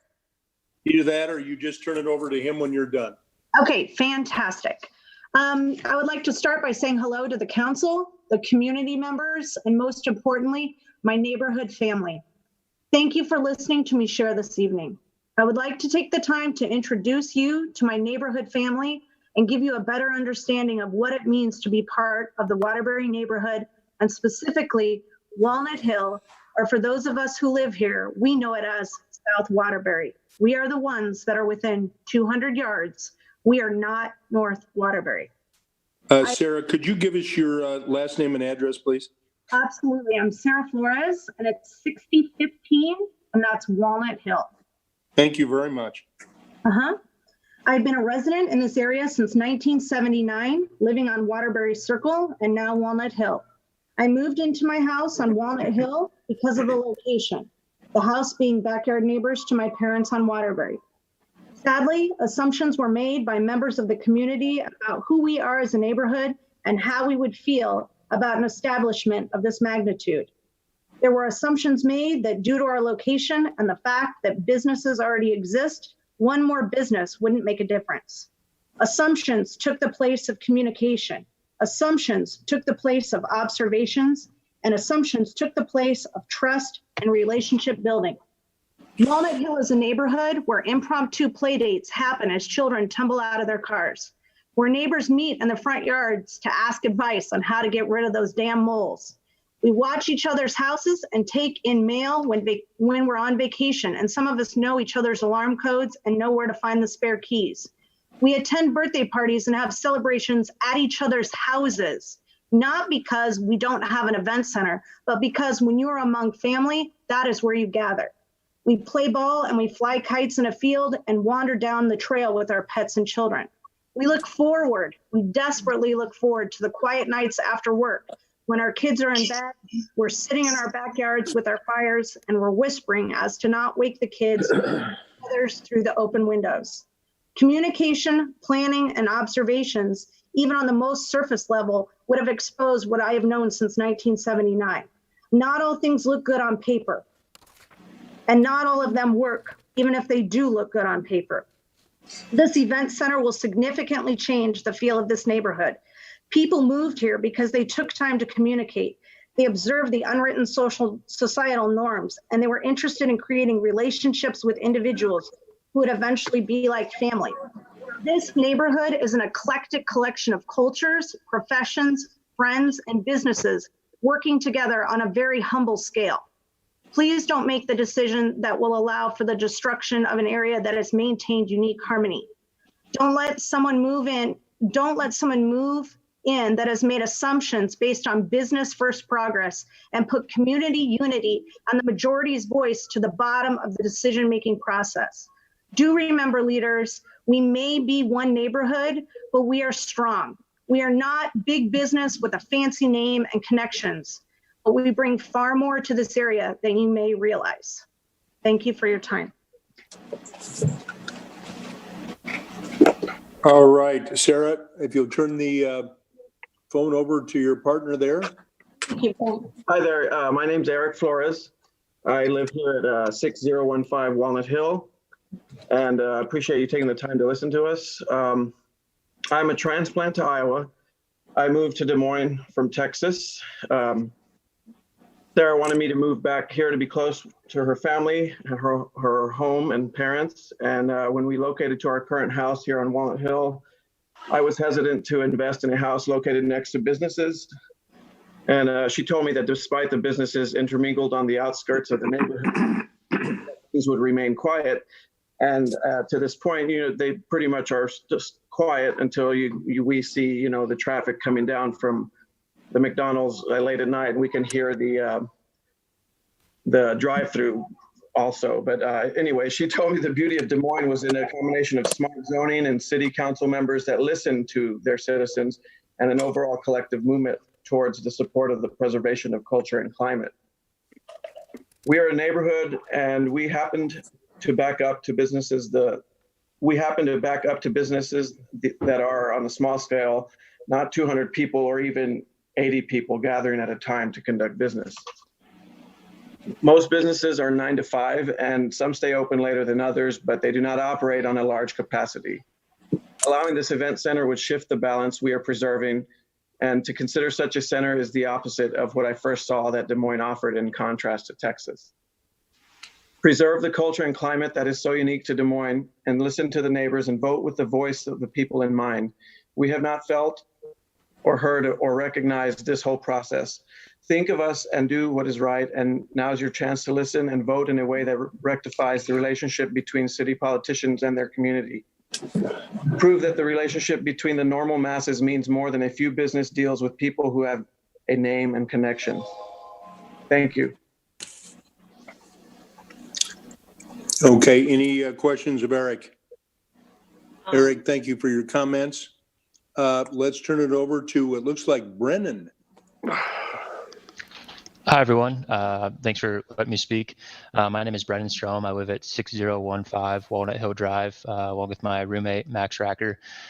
Speaking on behalf of their house, I'm going to echo a lot of the points that other people have made in opposition to this, so don't want to repeat their comments, but my main concern is the parking issue. There already is an influx of traffic on the street due to Viva, normal business hours. And then now that the trails are the weather's starting to get nicer, there's more traffic on the trails and people parking on the street to bring their bikes there, et cetera. So it kind of comes twofold. One, there's going to be an influx of street parking. And then two, if there is extra parking across the street, I know most people aren't going to wait for shuttles. You know, if the venue's right across the street, they're going to run across, especially if they've had a couple beers in them, a couple drinks in them. It oftentimes happens at wedding venues. And then two, if this is going to be promoted, is this going to be used as a mixed use where there's going to be family event centers or family events, neighborhood events, things like that, where there's going to be kids being so close to a high traffic and especially on a hill that Grand is, where people come flying off that street, I think poses a lot of risk and a lot of potential problems. So appreciate the opportunity to speak. Thank you. Brennan, thank you. Any questions for Brennan? Looks like next person with a hand up is David. David, mic's yours, and give us your name and address, please. One moment. David, I'm trying to unmute you. Are you? Okay, there you go. Hello. Yes. Hi. Hi, my name's Megan Brajas. I'm David's wife. We're going to kind of do the same thing that Sarah and Eric did. We live at 6101 Walnut Hill Drive. That's about right across the street from where this event center is planned. And we, along with the majority of the people who signed the petition already, are totally opposed to this event center and planning and zoning change. I think the biggest struggle that I have personally as a neighbor and someone who is going to be directly affected by this is no one can still tell me why this is a great idea. The people who have spoken in favor of this are on Taylor's payroll or don't live in the neighborhood, but the people who know the neighborhood, who can tell you whether or not this zoning change is going to fit in with the neighborhood, the majority of them are opposed. The current businesses here are good neighbors. They operate within the zoning planning or the zoning ordinances already. And as many people have already spoken, it's been very difficult to try to work with Taylor. No one is doubting that she's a great person. I'm sure she is, but it's been very difficult to try to communicate the event center or the event that she hosted in previously at Bosun's Floral was like a sales event. It didn't offer a chance for people to openly ask questions, hear each other's responses. Additionally, a big concern that I have too is the thought that, this Willow on Grand, if someone wants to have an event center on Grand or have a wedding on Grand, that's awesome. Go to the Art Center, a nonprofit staple in town. By approving this zoning, you're enabling a direct competitor to a really important event or a really important space in our community.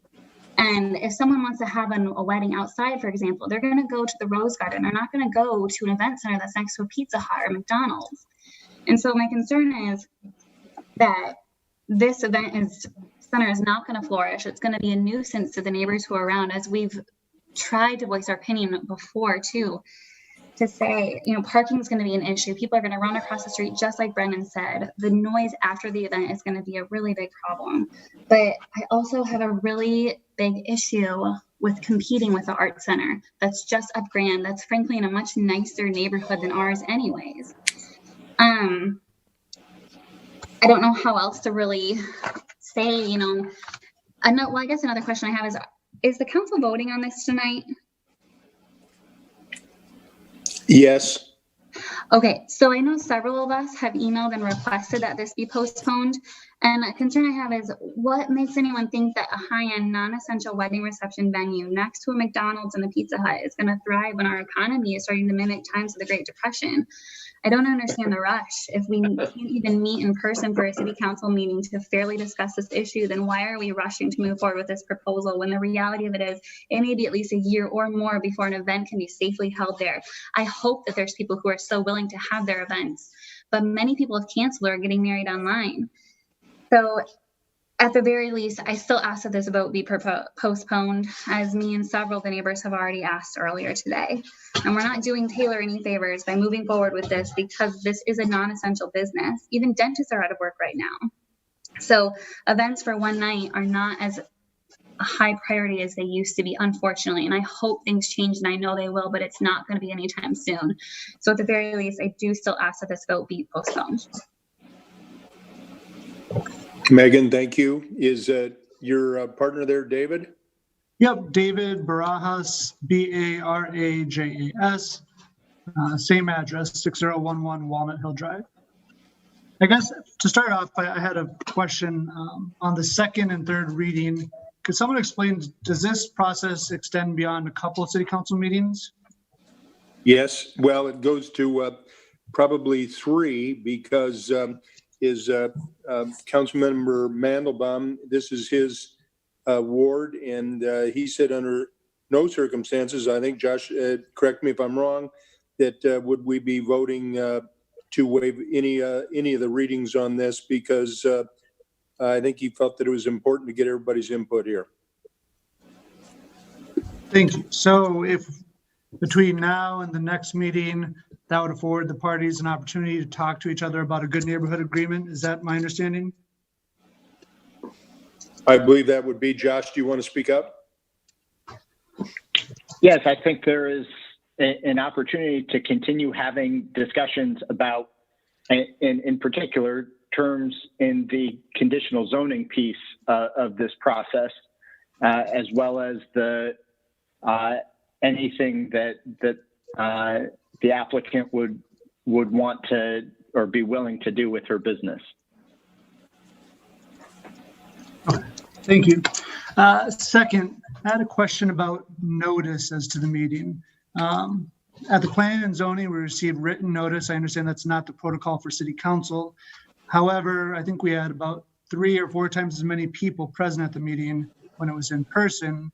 I think that's kind of the reason why we also asked for a continuance, so we could have more of our neighbors who might not be as comfortable with technology present at today's meeting. But how was notice provided for this meeting today?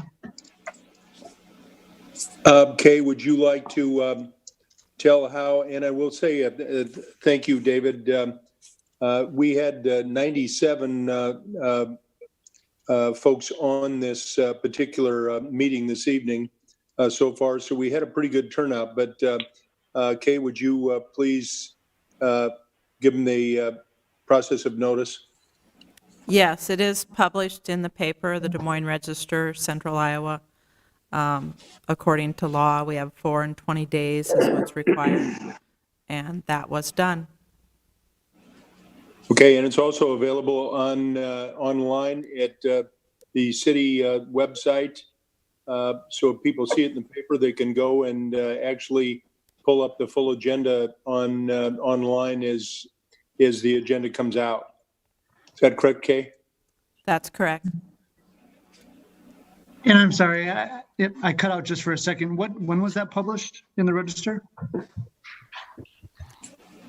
I don't have that here, but it's published according to law. I have to publish it no less than 4 days and no more than 20.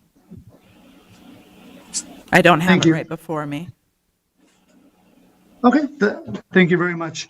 Some of my concerns I'd like to address are parking issues and traffic issues with the neighborhood. Parking has fluctuated from anywhere between 45 into the 90s, depending on when you've asked Taylor, or who's asked Taylor, when they've asked her. I heard today that 64 parking spaces were going to be proposed, but it was my understanding that 94 was the number coming out of planning and zoning. Could anybody speak to the discrepancy of that? Michael Ludwig, do you want to make a comment here?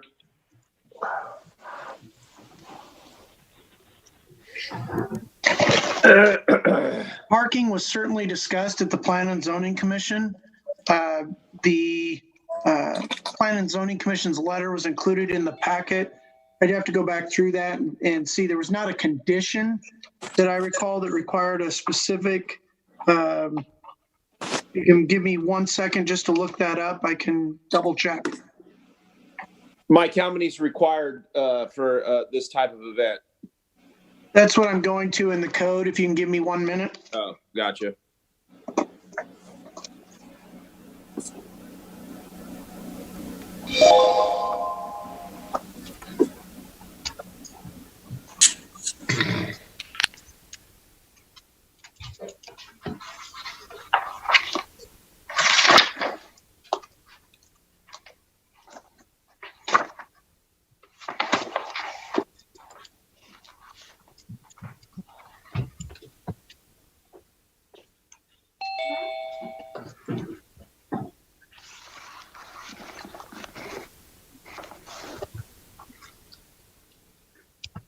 So based on a 250 seat capacity, the minimum parking requirement would be 32 parking spaces off street. And the maximum that's allowed by code is 120% of the normally required parking. This is in an MX district, which allows a reduction, but the maximum that would be allowed on the site would be 94 spaces by code. So that may be what the speaker was referencing. Does not mean they had to provide 94 spaces. That's the maximum the code would allow them to place on the property. And the reason that's a maximum is to try and address stormwater management and runoff issues with oversized parking lots. Thank you. Thank you very much. That's a good explanation. And I guess I just want to clarify, the recommendation was to keep it at 100% of the 94 parking spaces. Is that correct?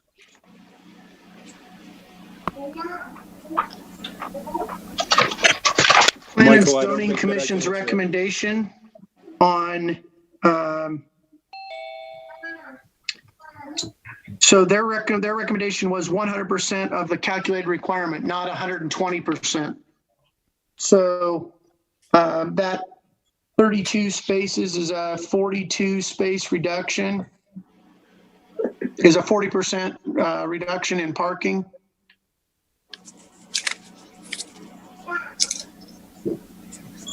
So they'd have to have about, let's see, just 1 second.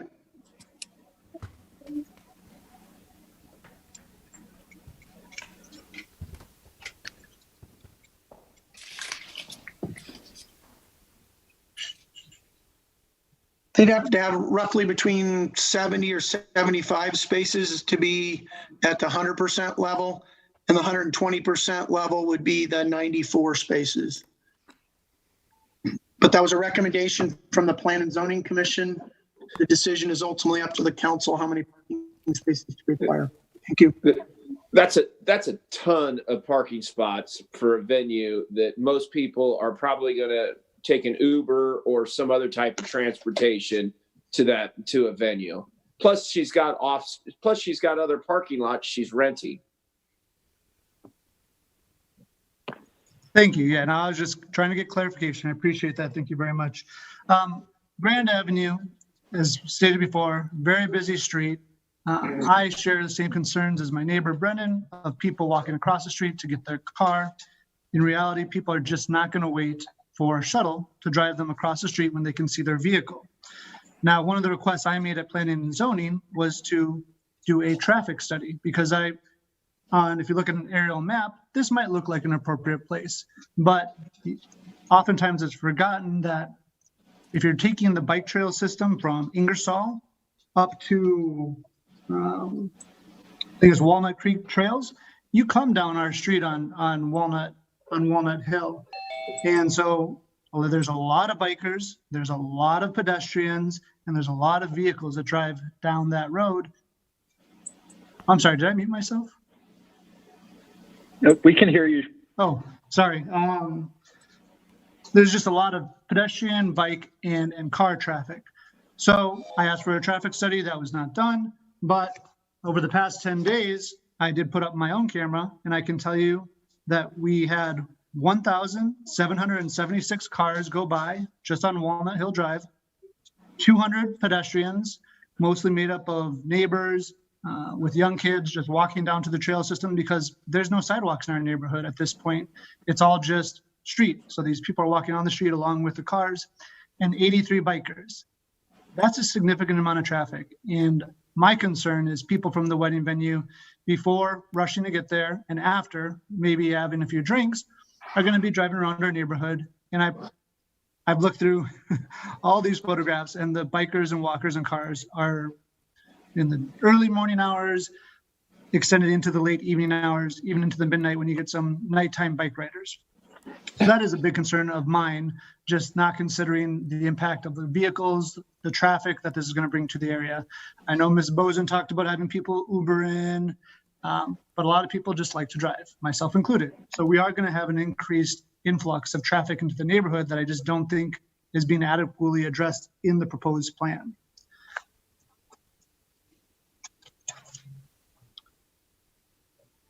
As a point of clarification, I know Taylor or Ms. Bozen said that she had made herself available on multiple occasions to discuss these issues, and the Good Neighborhood Agreement kind of caught her by surprise. But as I know that there are many witnesses to this conversation at our Planning and Zoning Commission meeting on February 20th, afterwards we had the opportunity to speak to Ms. Bozen, and she came up and essentially said, there's no hard feelings, I want to be a good neighbor, I'd love to sign a Good Neighborhood Agreement. So Tony Colasino drafted one that evening and forwarded it to her on the 21st, the next day after. So I think it is disingenuous to say that this was sprung on her last minute, because it was provided to her the day after of our Planning and Zoning Commission meeting on February 21st. There were several emails by Tony Colasino back to her. Ms. Bozen, have you received the document? Ms. Bozen can't get a response. Several weeks later, there was a response that, sorry, this went into my trash. I'll get back to you on this. Never got back to us. Thankfully, Council Member Mendelbaum stepped in and tried mediating this a little bit. However, to this day, we still have not received a response from Taylor other than, let this pass today, and I promise you I'll sign this tomorrow. But for my sake, and I think for a lot of our neighbors' sakes, Taylor had said some things. Taylor has made statements and not always followed through on them. For instance, the meeting she had in September of 2019 with our Waterbury Neighborhood Association, where she states she got a glowing review. What she fails to mention is that they specifically instructed her to contact the neighbors and discuss this with them so that any concerns could be alleviated. It is my sincere belief that if this had been a more transparent and open process starting from the fall, we could have hashed out a lot of these differences between now and then. And frankly, our neighbors could have spent a whole lot less time at planning and zoning and city council meetings where we're very uncomfortable speaking in front of you guys. This is not an area that we're knowledgeable in, and we're trying our best to present ourselves in an articulate way. But I think a lot of this could have been avoided if Ms. Bozen had just been upfront and transparent about what she wanted and what she was expecting the neighbors.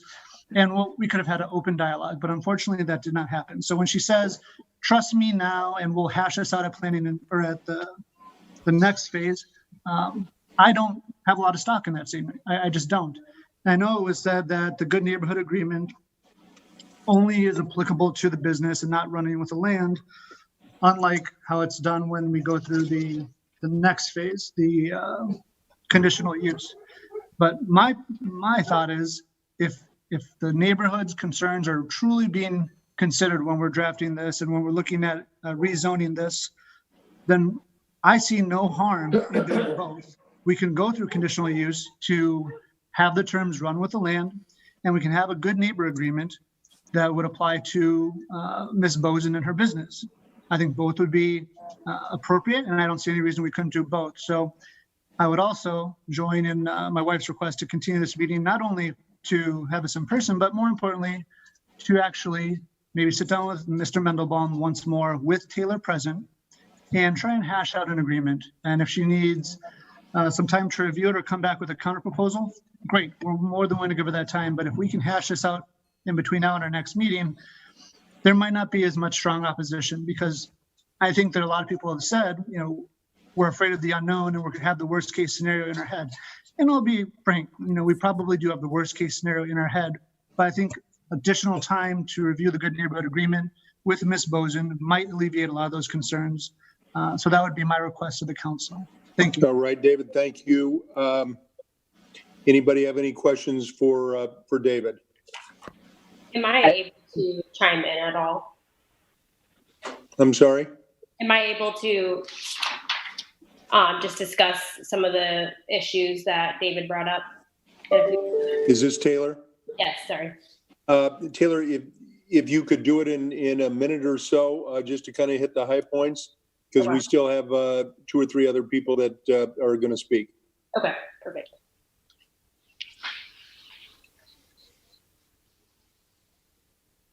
Go ahead.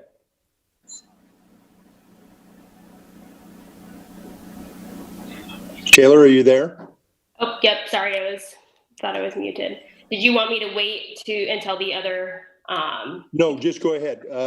Address this gentleman, David's points, and then we'll move on. Okay.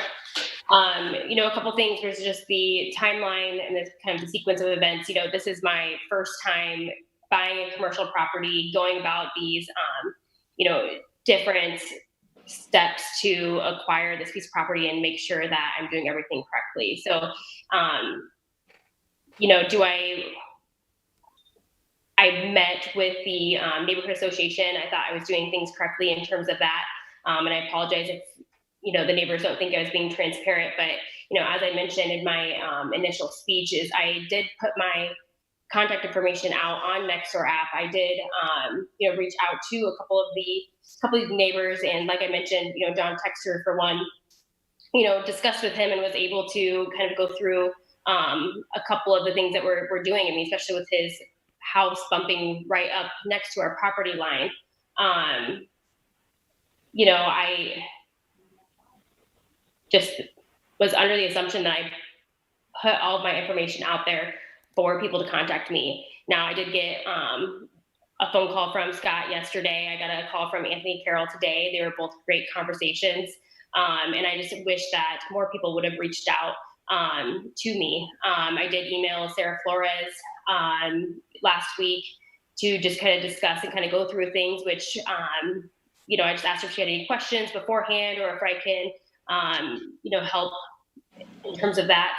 And, I got a 3-word response back. And so I really want to try to,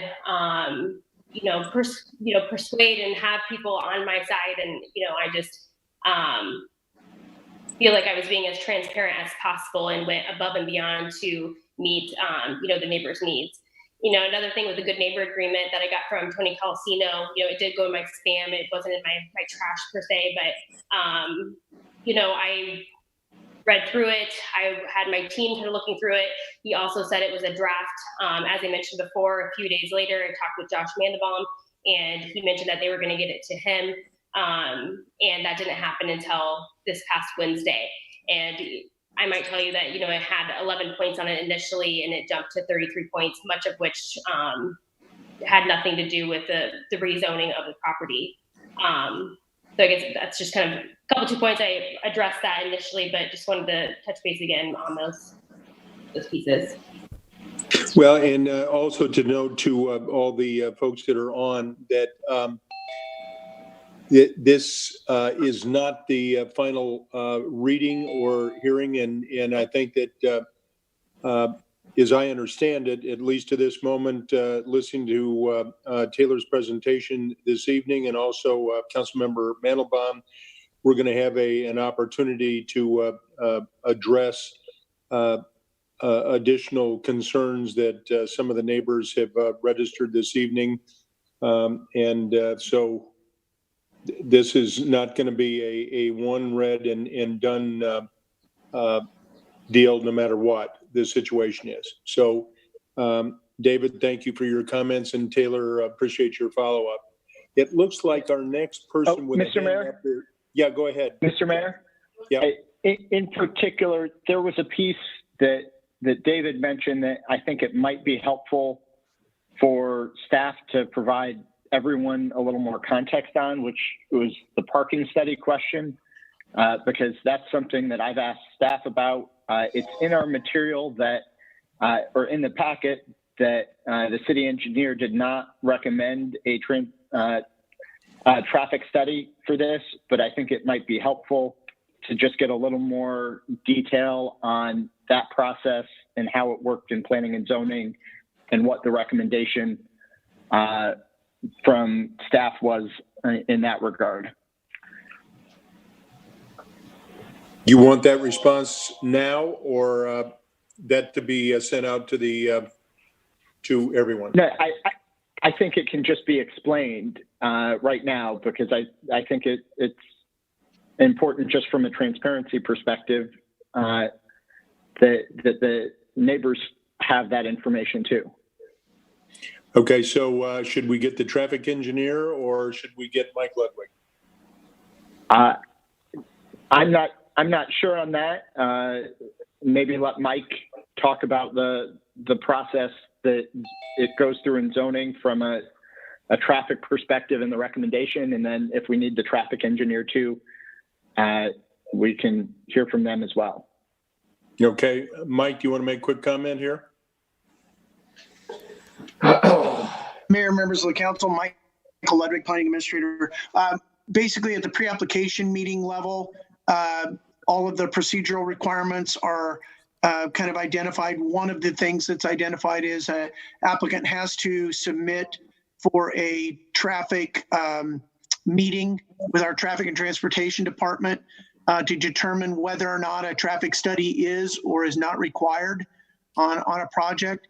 In this instance, that meeting determined that a traffic study was not required, and therefore we did not require it as part of a submittal for this rezoning. In the staff report went to the Plan and Zoning Commission. Under the section Streets and Access, it was noted that a traffic study was not required by the city's Traffic Engineering Division, and that basically that was noted in the staff report for the commission and was part of their consideration when they made their recommendation. Thank you. All right. Thank you. It looks like the next person with their hand up, I'm reading it, is Maya Boettcher. Yep, that's me. It's Maya Boettcher. Okay, Maya, floor is yours. Okay. Hi, everyone. Good evening. My name is Maya Boettcher. I'm a resident of the Waterbury neighborhood. We live at 724 54th Street. I own an event planning company and a flower shop on Ingersoll called Wildflower. I've known Taylor for several years as a fellow event planner and designer here in Des Moines. I have watched her grow her business quickly over the years and gain the respect of her community as a reputable businesswoman. I can tell you from a lot of experience that the business of event planning requires a huge amount of dedication and responsibility. Seeing firsthand Taylor's capabilities in the industry leave me with absolutely no concerns that this project and business will be very successful. As both a resident and business owner of this neighborhood, I see the proposed project as having a positive influence in this neighborhood. I would love to see the revitalization of this section of the 63rd and Grand area, and can't help but think of all of the community and private events that could be held here, all while keeping event dollars in our local community. Venue outside of downtown and further west, like hotels, leave planners and clients with the Art Center, which doesn't allow ceremony inside of the building and only holds 125 guests seated. Outdoor ceremony venue in Iowa is a risk for clients getting married. With Sticks selling their building at 63rd and Thornton, that leaves very little viable space for assembly in our neck of the woods. With plenty of parking, this venue will be contained within its parameters. People think of parties, but events like these are more than that. Each event supports many industry vendors, workers, and staff. As a competing vendor, Taylor has assured myself and other vendors that we are welcomed in this space. As a planner, florist, and event designer, this means more business being handled here in my neighborhood. Taylor has assured me that the concerns of the surrounding neighbors will be taken very seriously, with correct measures being put in place so that music and sound will not be an issue. And events early during the week and weekend are another measure that will ensure reasonable traffic and control. This is not a concert venue, but a place for dinners, gatherings, ceremony, fundraisers, and neighborhood events. As a business owner with like-minded and creative ideas, I'm thrilled at the notion that this project could go ahead as planned. Des Moines is an exciting town with so much potential for young, passionate business owners. Not only is the building and business a fantastic idea, but an example to those hopeful business owners that Des Moines is a community-driven, supportive city to start a business in. Thank you so much for your time. Maya, thank you. Any questions for Maya? All right. The next one, it looks like with a hand up, all it says is iPhone. So iPhone, you want to speak? Yeah, this is Anthony Carroll at 525 60th Street. Thank you, Mayor, and thank you for the opportunity to speak. I do so I'm at 525, and I can see the event center about 5 houses down because I live on the street. I've had about 10 different drafts of what to say tonight.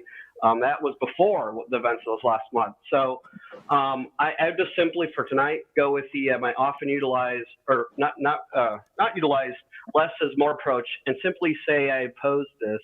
I oppose this not just because of the things of concern, but really it's not opposite to the applicant. There's no doubt the applicant's credentials and credible story, but it is about the vote you're about ready to take to vote for this.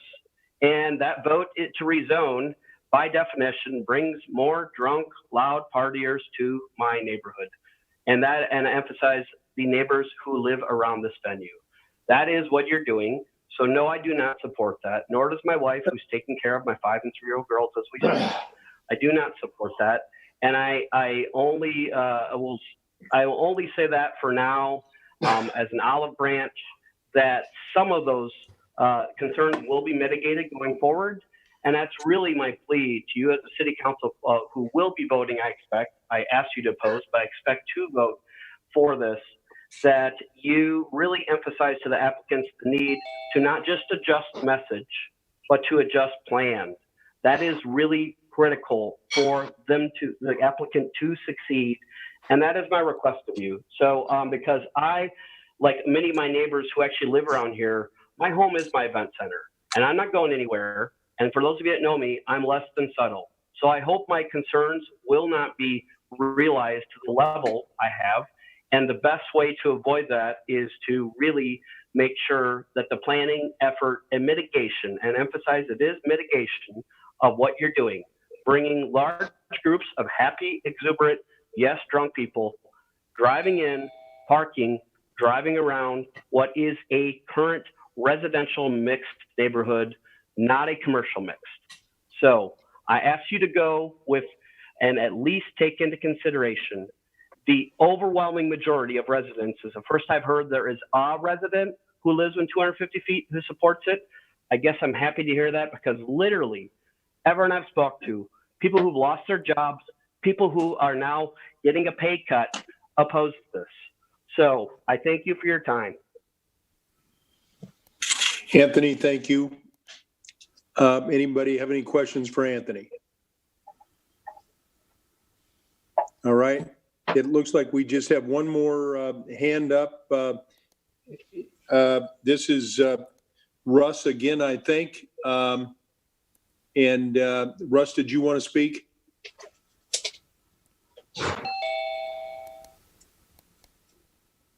All right. It looks like maybe not. Yes, I do. Yes, please, right, Mr. Mayor. I just wanted a point of clarification on the parking counts. The numbers were all over the place. And I wanted to ask Michael how he was figuring that. My understanding for the assembly area is 1 parking stall per 6 seats. And in this case, the seats would be considered the occupant load. And so I wasn't sure how he was getting all the way up to 90 some stalls. My understanding is that 100% we would be at or around where we're at right now at 60 to 65 parking stalls. Michael?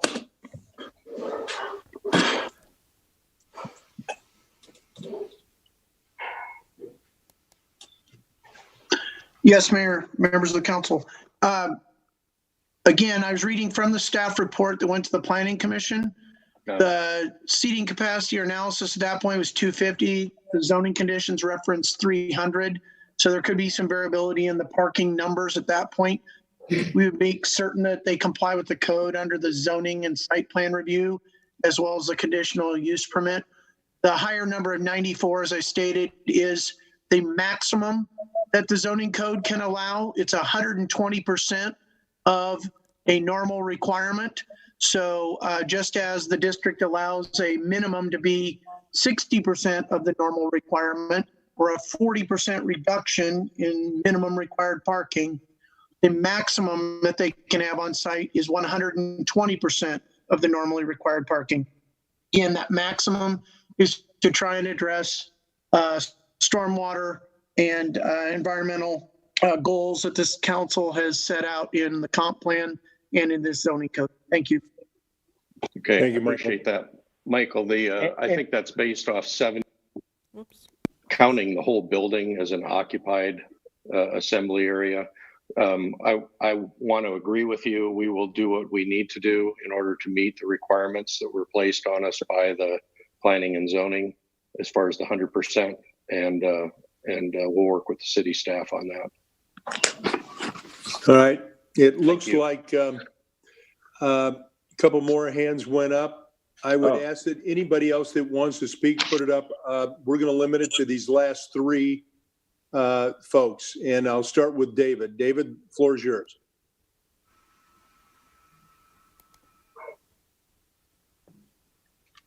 Can you, David? Okay, am I muted? Can you hear me, guys? No, you're good. Go ahead. Oh, okay, thank you.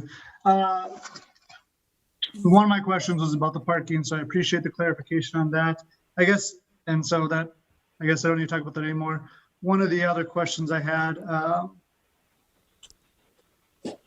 I've been jotting notes down, so forgive me, I just misplaced it, but I'm not sure that I know Ms. Bozen had said Mr. Texter, their direct neighbor, is in favor of this project.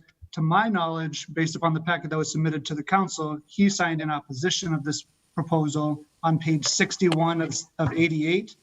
He is the second name listed on the sign of the petition that is opposed to this. Now, if there's been something that's been submitted since then, I stand to be corrected, but that's my knowledge that there really is not any neighborhood support for this project. It was only a point of clarification. That's all I have. All right, David, thank you. There's another one. It looks like 633-7524. Your hand's up. Yes, this is Gina Newell. Can you hear me? Yes. Okay, good evening. For 30 years, my husband and I have owned a home on Waterbury Circle.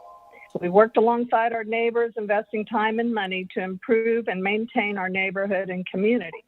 This current experience with our city and White Willow project has been really disturbing. As for weeks, when we tried to get information and find an avenue to push back on this project, we've gotten nothing but smug, don't bother, it's a done deal attitudes and responses, even from employees of Taylor's. It appears that the White Willow Event Center was endorsed long before those who will be most impacted were ever notified of the plans. It's bothered us from the beginning that in the previous planning and zoning meetings, White Willow was promoted and endorsed mostly by employees and vendors. For architects, caterers, photographers, and others, all people who stand to prosper from her business. The handful of family, friends, and Waterbury residents who support the center live more than a half mile and up to 2 miles away. They are not the families who will be directly impacted by this project.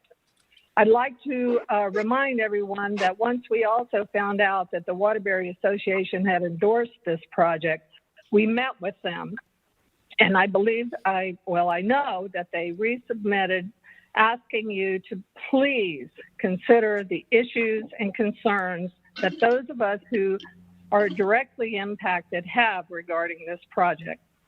Another issue that I have is, and again, it's been addressed this evening, but I want to just say I was actually one of the people at the Planning and Zoning Committee meeting that Taylor came up to and volunteered to sign a good neighbor agreement.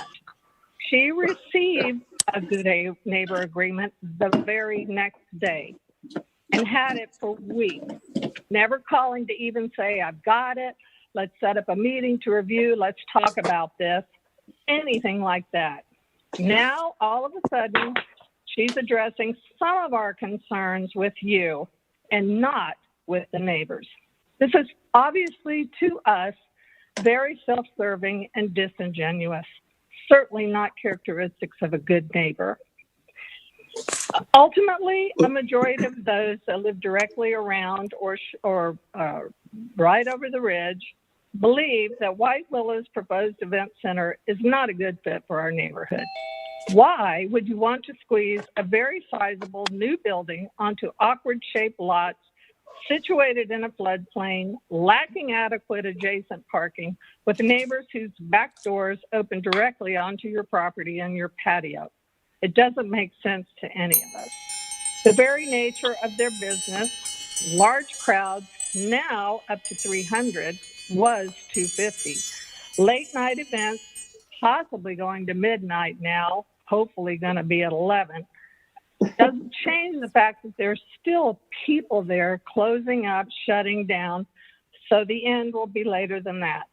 Open bar parties, disruptive noise, and intrusive lighting just add to the unsuitability of the location of this project within a small family neighborhood.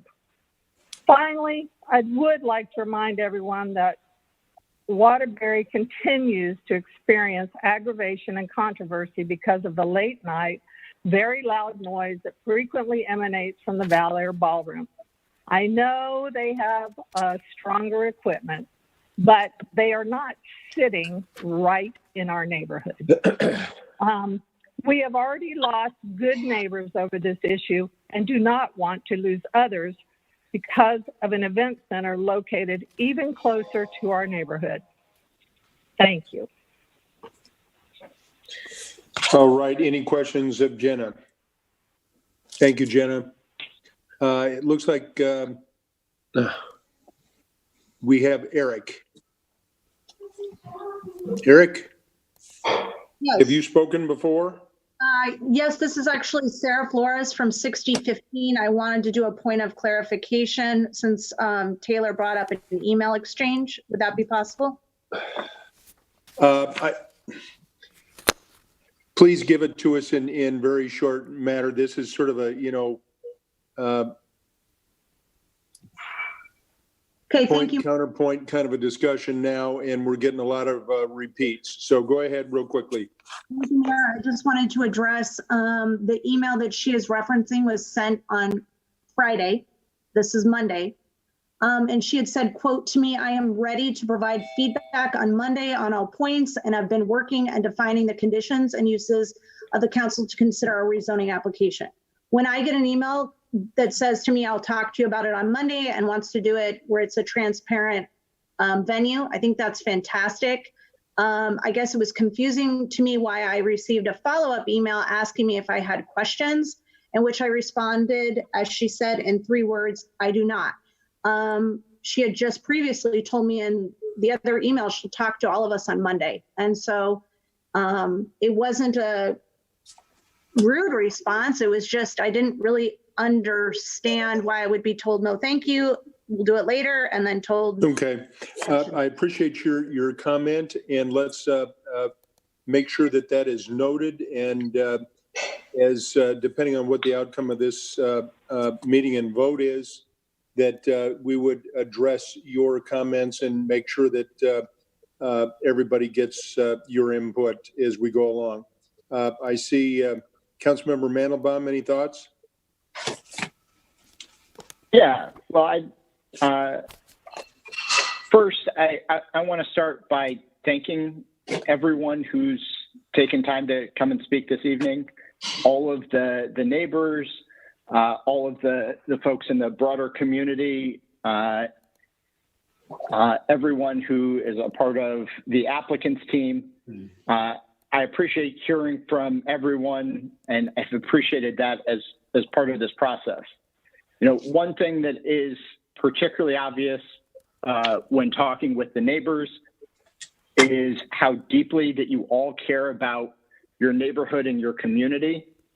I think I've gotten a sense of that firsthand with a number of you. I've talked with a number of the folks who've spoken tonight. I've actually toured the neighborhood with I think 5 of you and exchange emails with others. And I appreciate how much you care about the neighborhood and the concerns that you have with this project. I've also had a chance to talk extensively with Taylor about the project, and actually a number of the conversations I've had with Taylor have been informed by the conversations I've had with neighbors, the questions that I've asked her, the issues that we've discussed. And I've really appreciated the passion that she has for what she does and the thoroughness that she's taken this effort on as she's approached this project. This project, like many of the issues that we face on council, requires us to get a balance right. We have an opportunity to redevelop an underutilized, deteriorating commercial property on one of the major corridors of our city. The property is also adjacent to a strong, active neighborhood with a well-established sense of community and the way things currently work. So part of what our goal as a council, when we listen to neighbors, when we work with applicants, is to try and get that balance right. I will say that I agree with the Planning and Zoning Commission and staff recommendation that an event space is an appropriate use for this site. But I will also say, I think that we have work left to do to make sure that we get the balance right between a successful project and the neighborhood. And I heard at the beginning of the discussion on this item that Taylor and the folks at White Willow are willing to work through some of those remaining issues as part of the multiple readings and the multiple processes that are in place so that we can hopefully continue to improve on that balance and get this right. So what I'm going to do tonight is I'm going to move the first reading of this because I think you've already seen part of the balancing and part of what has happened just in the last week after the neighbors sent me the latest version of what they were calling the Good Neighbor Agreement. There were very clearly several items there that were appropriate to address as a zoning condition, as Mike Ludwig explained a couple times. And I made sure to flag those immediately for Taylor and ask if we could work through additional zoning conditions, which she has done and which are now able to be reflected here. That's just the first part of this. Between now and our next reading, I'm willing to meet with, obviously in a virtual way, given current conditions, either on the phone or in other ways, with neighbors, with Taylor, to continue working on the other pieces of this and working to hopefully continue to narrow the issues and address concerns that neighbors have. Some of the issues, and we've heard them tonight. They're everything from traffic, noise, parking. There are additional pieces that relate to building design and landscaping. All of those have been raised, and I think in various ways we have opportunities or ways that we can address them.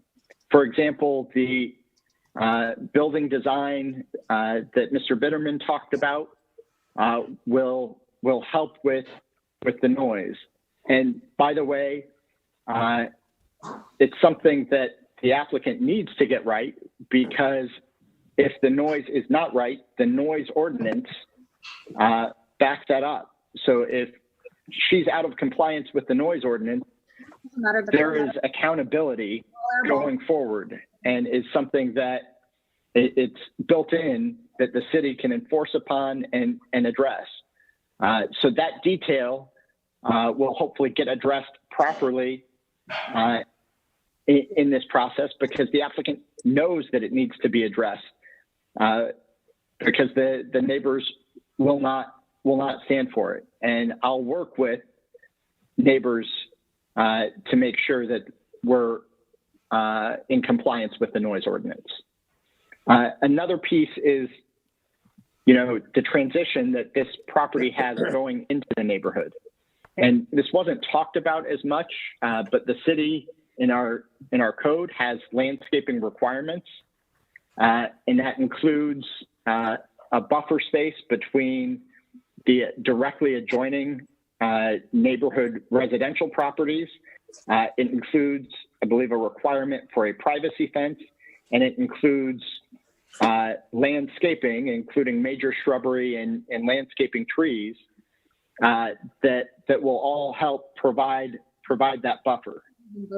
And that's the requirement just by city code that exists in this process.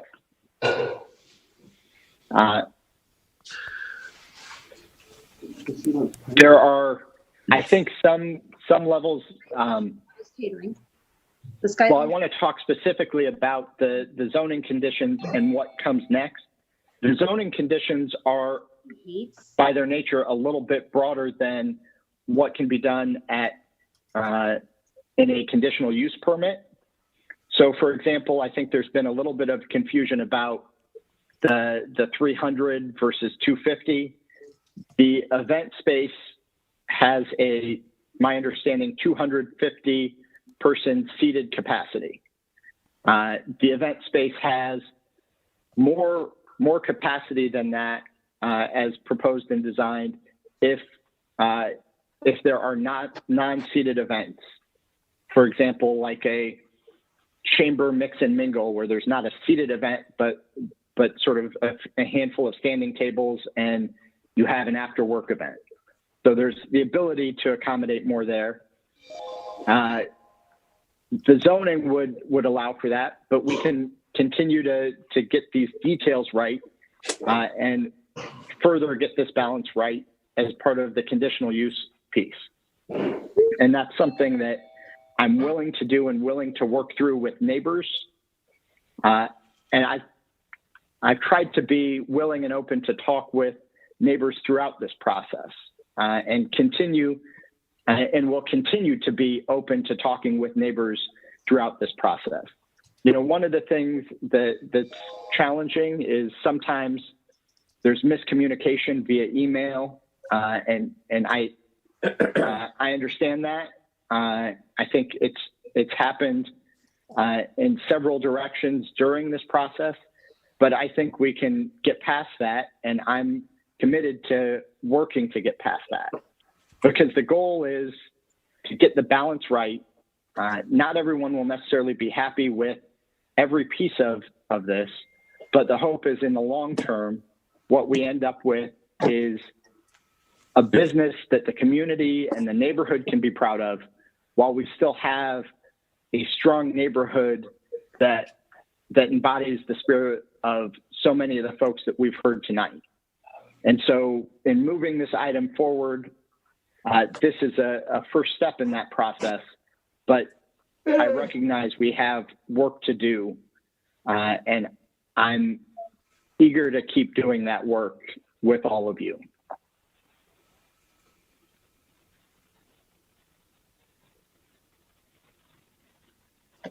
Okay, so Josh, is there a motion in that? Yes, if I wasn't clear, I will move to approve the proposed rezoning, subject to the conditions in the item 44 or 44A.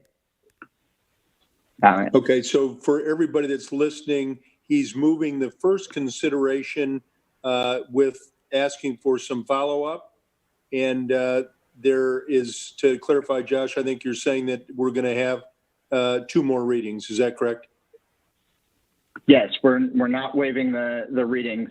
I'm not moving to waive any of the readings. All right. Motion's on the floor. Any discussion, council? Your Honor, I need to clarify something because I got questioned on the notice.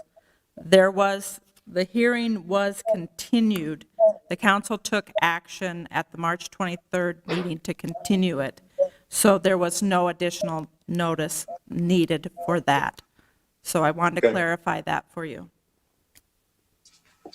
All right. So, and I think that's important. So everybody, in which meeting was that, Kay? The March 23rd meeting when we had our first Zoom. Right. So essentially 4 weeks ago, this was up on our agenda, and we continued that hearing to get more input. And so again, to follow up with Josh, we appreciate everybody's input this evening, and we appreciate Taylor's willingness to address again some of those concerns and talk about how we move forward, getting some things in, not just as a good neighbor agreement, but something that lasts with the property under any consequence, under any circumstance. So I would ask that the clerk to please take a roll on Josh's motion. County. Yes. Boson. I'm abstaining because I have a conflict of interest. Voss. Yes. Gray. Yes. Westergaard. Yes. Mandelbaum. Yes. Gatto. Yes. Your Honor, that's 6 yes, 1 abstention. Motion carries. All right. Again, thank you, everybody, for attending and being part of this. This is important that we get input from all angles on this. It's a long-standing piece of our west side and an important property that's been pretty much abandoned for the last 9 years, and let's try to make the best thing happen. Moving forward, item 45. Item 45 is on a request from Hope Ministries Center for Women and Children. Leon Nagin is the officer to amend the plan DSM, creating our tomorrow future land use designation to rezone 3800 East Douglas Avenue from R160 one family low density residential to PUD planned unit development, and to approve the PUD conceptual plan to allow the existing church building to be converted to a 50-bed short-term program and a 50-bed long life support program for homeless women and children, including classroom, office, daycare, and similar supporting uses. A is the first consideration of the ordinance above, and let's open the hearing and first ask if there's anybody, any of our council members who want to make a opening comment. Your Honor, this is Westergaard, and I will wait to make any comments until. Okay, thank you, Linda. Let's go ahead and open it. Is there a representative from the applicant that would like to open this up? We have Chris Pose, the attorney. Okay, Chris, floor is yours. Thank you, Mr. Mayor. It's very good to hear all of your voices. Also attending this meeting with me for Hope Ministries are Leon Nagin, who's the chair of Hope Ministries, Mike Kastner, who's the architect with Ask Studio, and Mike Swaim with Swaim Appraisal. Our request is explained very well in your staff packet. The proposal is for a PUD rezoning to allow for a 100-bed women and children's center in the former Douglas School at 3800 East Douglas. The proposal has support of the staff and your Plan and Zoning Commission. Myself or any members of the team are happy to answer any questions you may have. Leon Nagin can answer any questions you have for Hope Ministries. Mike Kastner can answer any questions you have on the plan, which is in your packet, and I think Kay has it available if you want to look at it. Mike Swaim can answer any questions on evaluation analysis that he completed of surrounding properties before and after a center is opened, and that study is in your packet. We'd request first reading of the ordinance, and we'd welcome any questions you'd have of myself or my team. All right, council, any questions of Chris?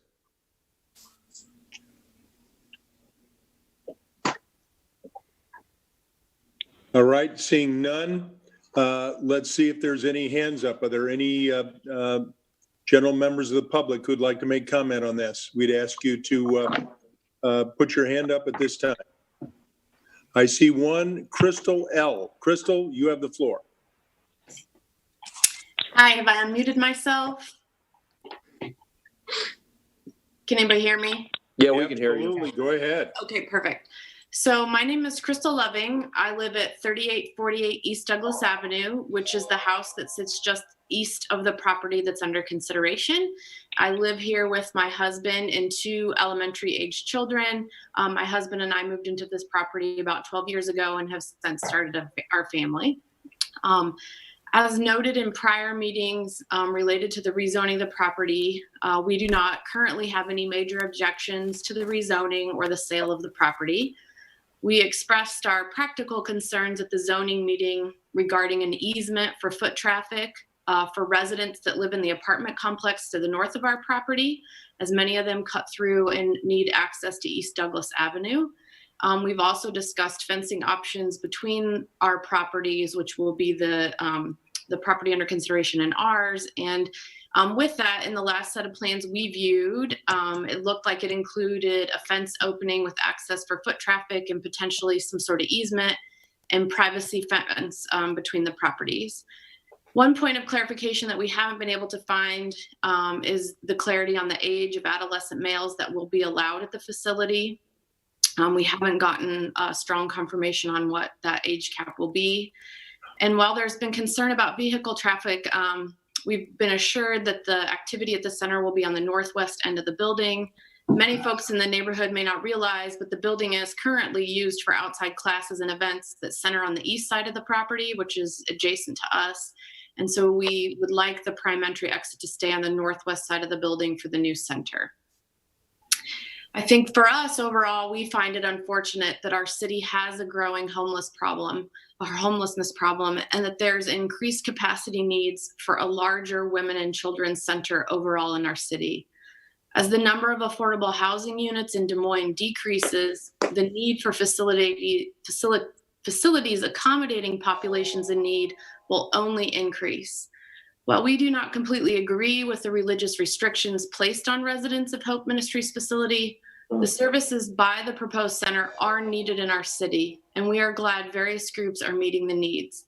We also appreciate that private funds will be used to develop and improve the property, and that the density will be limited. Essentially, we're not talking about another apartment complex in our neighborhood. No person should be without safe shelter, especially a child. The dignity and calm that comes from knowing one will have a safe and secure location to stay when the sun goes down is so key to daily success. We even heard at some of our previous meetings over 1,200 students in the Des Moines public school system have some level of homelessness throughout the school year. So we believe that having a facility like this could help limit trauma and distress to students, allowing children to learn at school or women to perform in a job. Safe, reliable shelter is a basic need, and there are fellow Des Moines residents that obviously need this center and resource. I've heard the many concerns of my neighbors and understand many of them, as my husband and I shared some of the concerns initially as well. But after learning more, we find that this is an opportunity to live into our values. I find it unfortunate that we didn't have better community meetings early on, and unfortunately, we did not have discussions as community outside heated public debate. And this has gone on through different social media websites, and instead of having a strong community discussion, this has sort of come out is a heated topic. But overall, we think that this is a facility that's needed. We see this as a good use of that facility, and we hope that Sheridan Gardens and the surrounding area can become a welcome place for this new center in the neighborhood. Thank you. All right, Crystal, thank you very much. Any questions? Anybody of Crystal? Thank you, Crystal. You said it very well. All right. Just for those that are possibly on the phone, again, and correct me if I'm wrong, Kay, but they should press *9 to put a hand up if they want to speak. *9. There's a message from a Chantel who's wanted to know how to do the hand. So I don't know if she's on the phone or if she's. No, I've got it. She has her hand up, and so let's turn it over to Chantel. Chantel, you're on. Hi. Can you hear me? Yes. All right. Hi, my name is Chantel Carnes. I'm at 595 North Pleasant Hill Boulevard, apartment 310 in Pleasant Hill, Iowa. All right. My name is Chantel, and I'm a recovering addict. I had the opportunity to go through Hope's Life Recovery Program from 2013 to 2015. And I can honestly tell you that it changed my life and gave me the skills to be the woman I always wanted to be, but at the time never thought I could. Today, I have a great job. I'm a mother, daughter, sister, aunt, and friend they deserve. I am completely off of government assistance and continue to work toward my goals in life, putting in the hard work to get there. Hope is a Christ-centered program that is all about accountability, being transparent, and hard work with love from the staff every step of the way. Women don't go to Hope because we have to. We go because we are desperate for life change, so we can become productive members of society, a mother to our children that they absolutely need, and all around better people. Hope is a hard program, and they hold us accountable for all areas of our lives. Life change is a beautiful thing. So I truly wish that Hope Ministries is able to reside in this new facility so they can help even more women and children. Sometimes in life, all we need is a chance, and Hope is where I got mine. And that's it. Chantel, thank you very much. Thank you. Oh my gosh. And good luck. Good luck for you. Keep it up, Chantel. Anyone else out there? Seeing none, Linda, let's turn it over to you. I do see one more hand up from somebody. No, maybe not. I think Charles is clapping. Okay. Well, I just want to thank everyone who's taken part in these discussions. I believe that we've come a long ways. I view our city as being very successful. I consider Ward 2 as being very successful. But I think how we measure our successes is how well we help others be successful.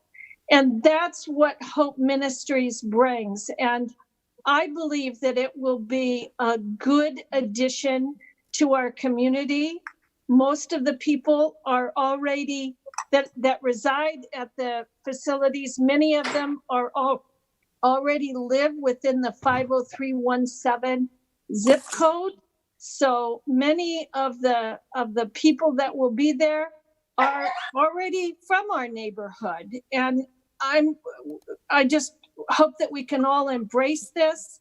It will be a good addition. And with that, I would like to go ahead and move the item 45 and 45A. All right, it has been moved. There has been one more hand come up, plus Councilmember Bozen. So let's quickly turn it over to the 2627460. Do you have something to say? Hello? Hello? 2627460, is that you? They're unmuted, Hello? so they should be able to talk. Yep. Hello? I believe it's Beverly. Beverly, did you want to speak? Hello? All right, let's move on. Councilmember Bowe. I think she was starting to say something. Go ahead. Hello? Can you hear me? Yes. Yes. Just barely. You need to speak up. Yes, Turn your I phone did. up. Can you Or hear just me? start speaking. Can you hear Yes. me? Yes, we can hear you. Hello, go ahead. I don't know if you can hear me or not. We can hear you. You can? That's much better. Yes. Oh, okay. I'll speak up. Tell him. Okay. Hello, Mr. Mayor and Councilman. My name is Beverly Dokovich. I live at 4590 Northeast 30. Huh? I don't know if you can hear me or not. I think Beverly's getting feedback. If she'll turn off her TV or radio and just talk and not listen to it, I think that will help her.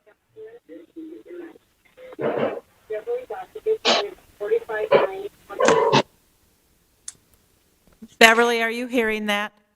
You need to turn anything else off that's interfering with your call. Turn off her TV or radio and just talk and not listen to it. I don't think. Do you want to call back in? All right, let's go ahead. Councilmember Bozen. I don't have the TV on. There, talk like that. Talk like that. Just continue. Yes, I am, but I don't have the TV. No, go ahead. I don't have any TV on. Yeah, go ahead. Beverly, go ahead. Speak. Let's move on to Councilmember Bozen, please. I just wanted to follow up with what Linda and the other speakers have talked about. When I toured the facility over on East University, the work that they do is tremendous. This gives us great opportunity to, I think Crystal's point, it's too bad that we need more facilities like this for more people, because hopefully we can give them the care and the help that they need. And I appreciate being able to see in person the work and talking to some of the residents.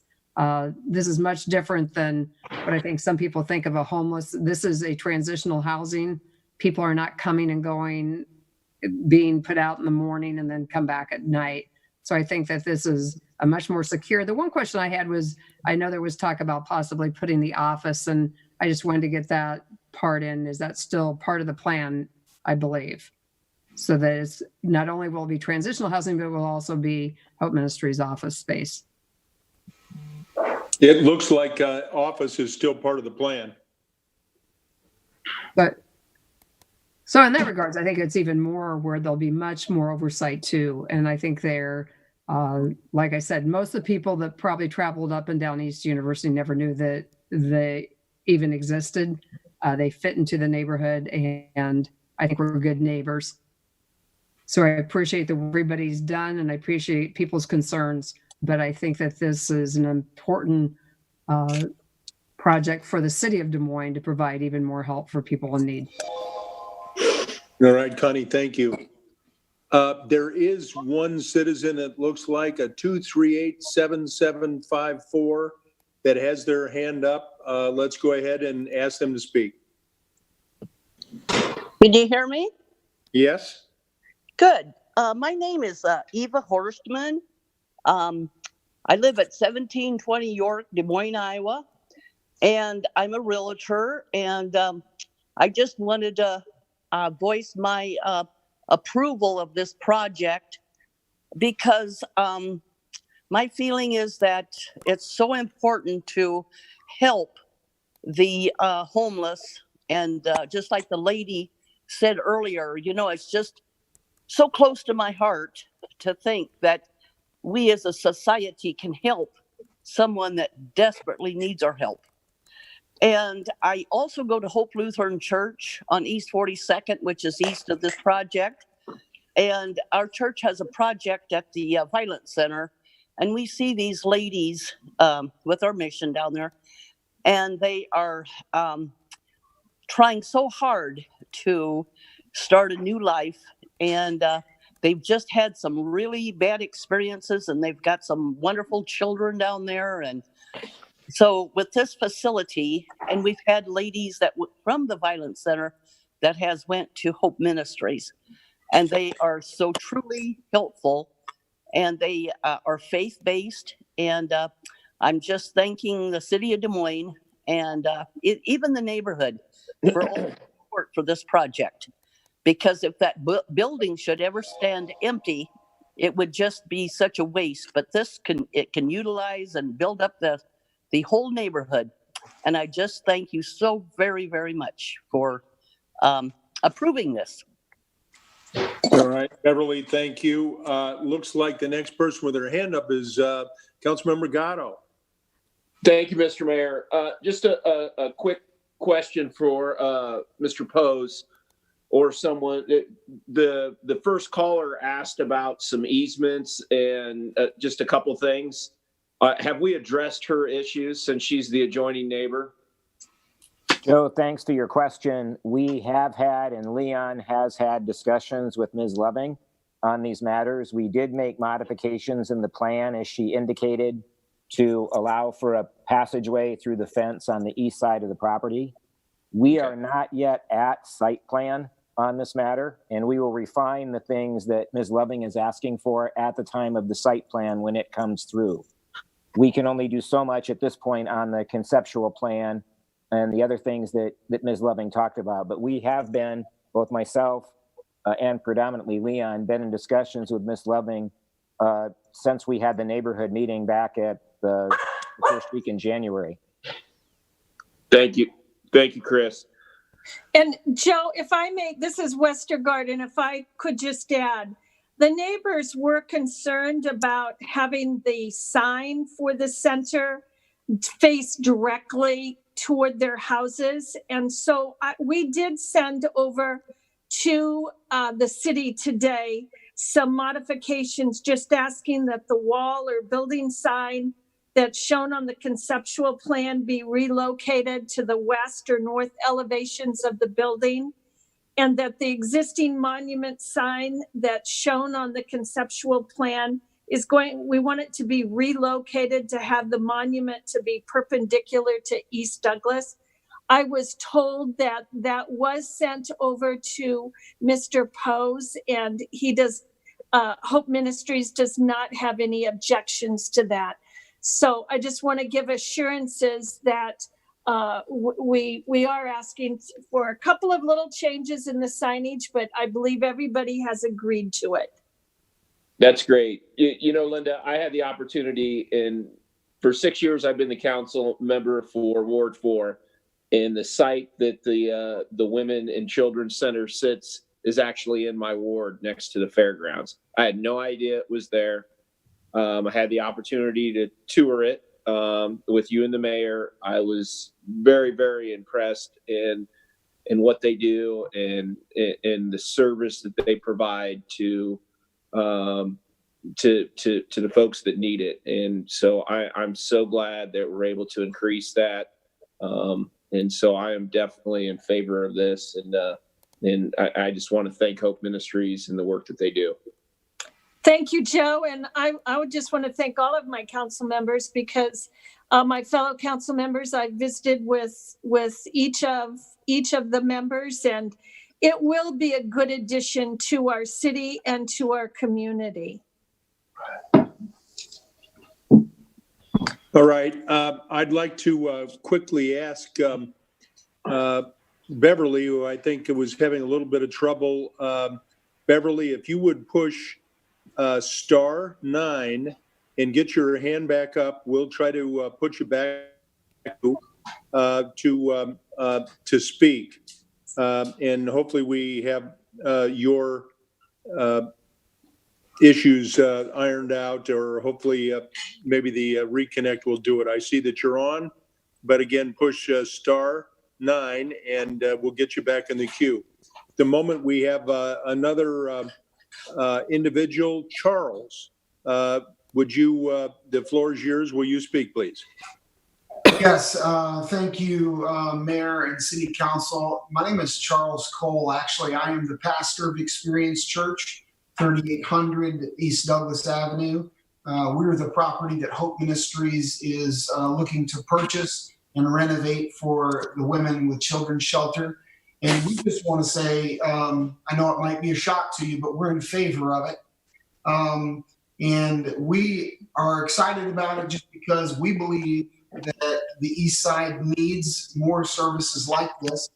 We could have, entertained ideas or actually sales from people that are putting up a lot of apartments and other type of businesses there. But our people voted unanimously when Hope approached us because Hope's mission is very, very similar to ours of helping people. And we're excited because while we can't say where, we've already staff member. And but talk about someone who has a passion for the work that Hope Ministries does. It was incredible. And Linda, I have a quick question for you. I think you were Yes, just sir. moving the first reading. Would you consider skipping the second and third reading at this time, or? I would. It looks like we have plenty of support, and Yes. we've heard from lots of neighbors that are definitely supportive of it. I had said that I wanted to go ahead and waive the third reading, but go ahead and give the second reading just as a way for the neighbors to voice any concerns, but we're not really hearing any. So No. So I think you should consider that. And I would support it. I would certainly consider, I would make the motion then to move item 45 and A and waive the second and third readings, and let's get it moving. Amen. Thank you, Linda. Thank you. Only because, and I'm supportive of it, only because we have other people that are not being able to get through. I can see the third reading, but I think we should give it another reading only because of the meetings that they had before. I appreciate that. I mean, I'm supportive of it, but I think that we should wait for one more reading. That's certainly fine. I would amend my motion then. Connie, I agree, and Linda, thank you. I think Beverly was one of the people that had some concerns, and for whatever reason, she's had trouble getting on with us, and I think we'd love to have her input either in writing or some way. I think I have received an email or two from her, and I think we all have. But I think it's appropriate to maybe waive the third one, but have one more reading. That's certainly acceptable to me. Okay, Josh, did you have a comment? Yeah, I just wanted to weigh in a little bit. I think this is a great project. There's a tremendous need in our community, and organizations like Hope really help fill that need. I look forward to, I was actually scheduled to tour the East University facility. I think it was March 17th. And so that was after we were implementing social distancing, and we decided it was better to hold off on that. But I look forward to seeing that firsthand. I also wanted to say, or to commend Councilmember Westergaard for the good work that she's done in engaging the neighbors and helping bridge some of the gaps on this project. I think that I'm impressed with the leadership that you've shown on this and helping get a really important project for our community through. And so I want to thank you for your effort on that. I think we'll all benefit from it. Thank you, Josh. It takes all of us working together to get it done. All right, we've got a motion on the floor, and I'll ask the clerk to please poll the council. County, Yes. Boson, Yes. Voss, Yes. Gray, Yes, and when we're done, I have one comment. I couldn't get my hand raised in time, but when we're done, I just have one comment. Go ahead. Want me to comment now? Might as well. All right. Well, I want to tell you, we have Hope Ministries in Bethel Mission over on 6th Avenue. And the work that they've done is absolutely phenomenal. When Leon approached me about this project on the east side, I said, this has got to be the best thing that's going to be happening. I understand, but I said, you got to get out in front. You got to get Linda engaged on this, and you got to get with the neighbor. So he followed that advice. The thing that impressed me so much is that Bethel Mission and Hope Ministries over on 6th Avenue only cater to men. So having the women's facility on the east side, it was desperately needed. I'm absolutely glad to see that we're moving forward on this. I can't tell you how much of a benefit it is for us to have Hope Ministries over at my side of town doing the work. Meet there once a month, discuss neighborhood issues. We've had Jeff Lester's been down there. We've had Des Moines Police down there. What these guys do is what most of society doesn't want to address. They do a great job. So, Linda, we're pretty fortunate that we can share two agencies that serve our entire city and are right here in our ward. So I think so too. Thank you, Bill. All right. Thanks, Bill. Clerk, would you continue the poll? Did Gray say yes? Oh, yes. Okay, thank you. Westergaard? He said, oh, yeah. Mandelbaum? Yes. Gatto? Yes. Your Honor, that's 7 yes, motion carries. Thank you. All right, thank you. Takes us to item 47. On a request from Living Waters Fellowship, Josh Daggett is the officer to rezone property at 3161 Southeast 22nd Street from P2, Public, Civic, and Institutional, to RX1, Mixed Use, to allow for the conversion of the premises to a daycare use. A is the first consideration for the above. Let's go ahead and open the hearing and ask if there's anybody that would like to say anything on this. Mr. Mayor, may I just ask what happened to item 46? I'm going to go back to it. So let's. Okay. I'm sorry. That's who was wanting to speak. Kay, is there anybody to speak? There was for item 46.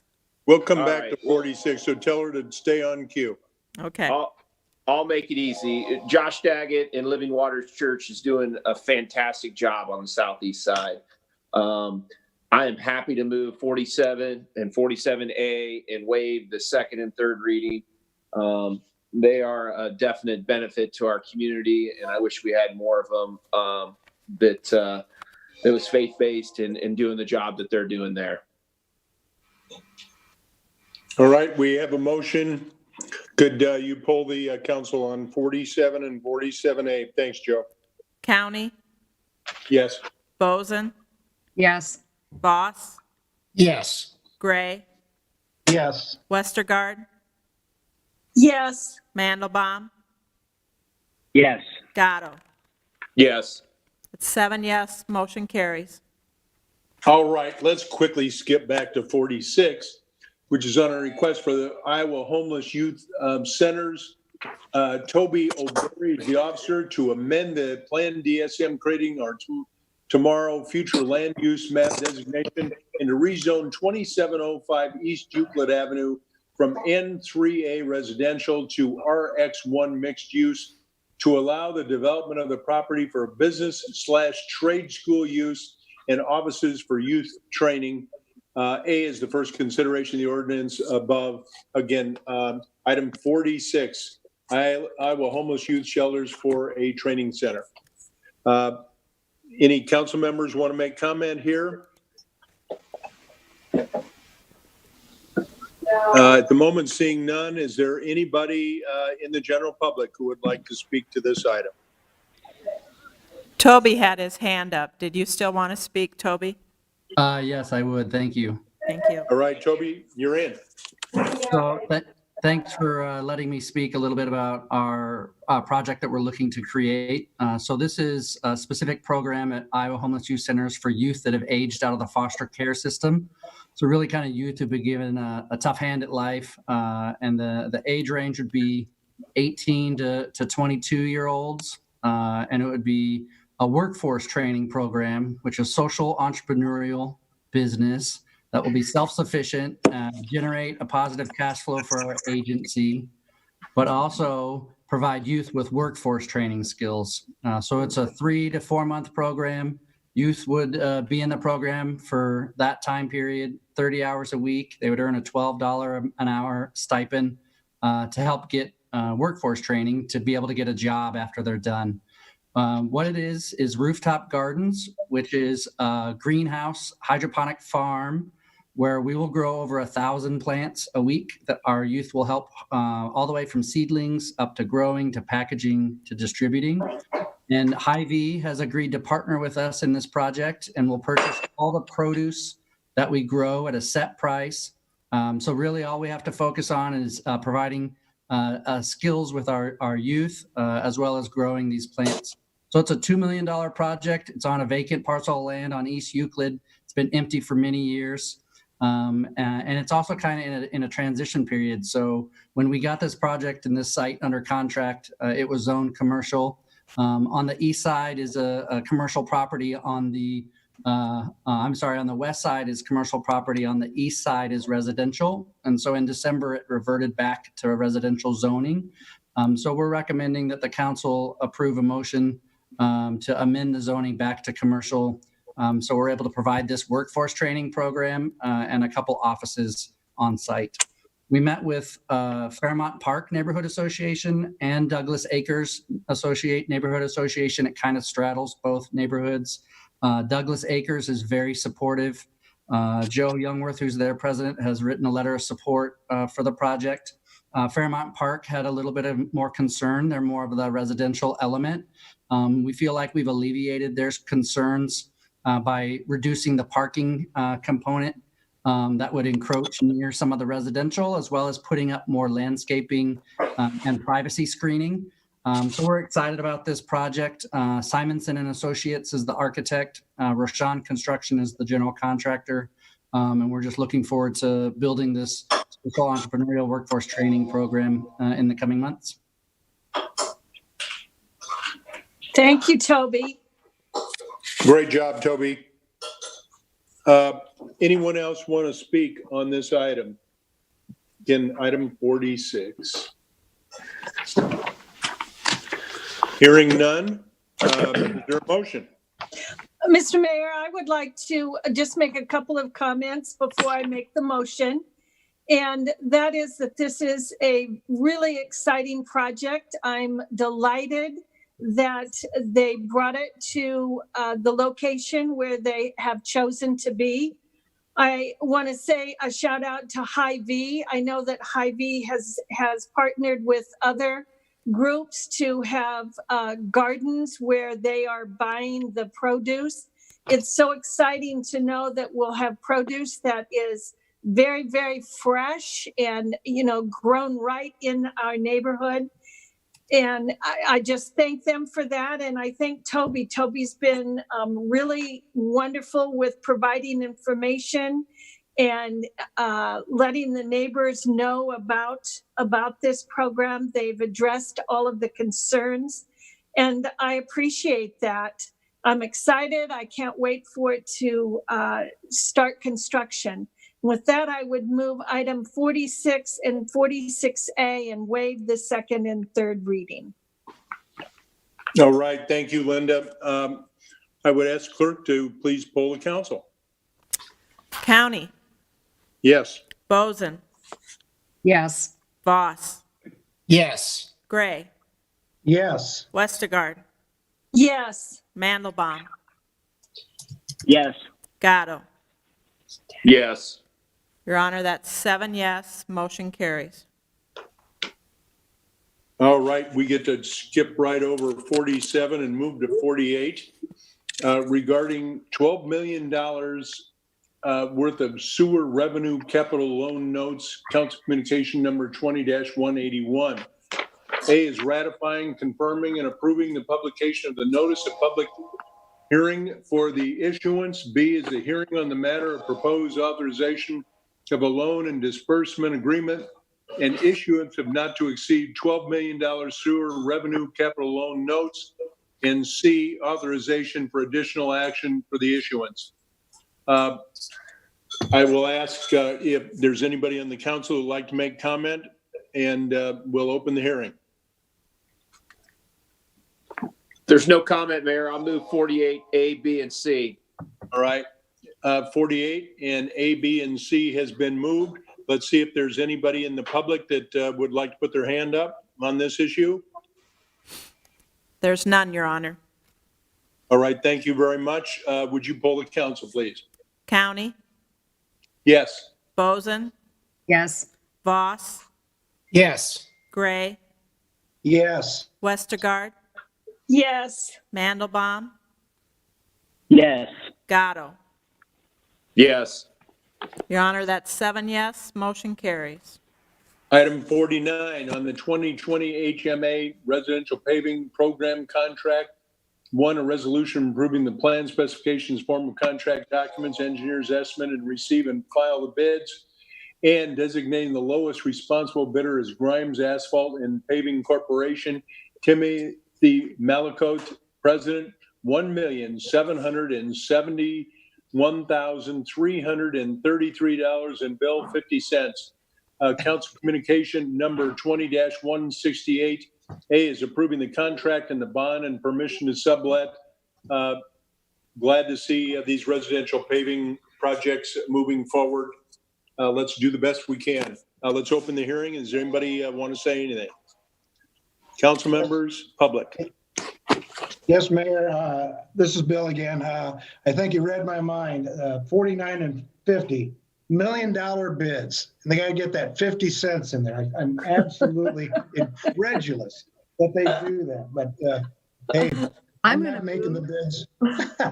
This is Boson. I'll move it because I'm pretty excited about getting these projects done, even though it's got that 50 cents on it. So 49 and 49A. All right. Bill, the next one will be yours. Thank you. Would you Okay. poll the council, please? County, Yes. Boson, Yes. Voss, Yes. Gray, Yes. Westergaard, Yes. Mandelbaum, Yes. Gatto. Yes. Your Honor, that's 7 yes, motion carries. All right, item 50, which is on the 2020 Neighborhood Sidewalk Program contract, the resolution approving the plan specifications, form of contract documents, engineer's estimate, receive and file bids, and designating the lowest responsible bidder is Tyzac Concrete, Inc. Steve J. Rutt, President, $2,686,286.50. Council Communication number 20-169. A is approval of the contract and the bond and permission to sublet. We'll open the hearing. Is there anybody to speak on this item? Council? Mr. Mayor, if there's no comments, I'll move 50 and 50A. Okay, anybody? No, there are none. All right. It's just us now. Okay, ready to poll? Yep.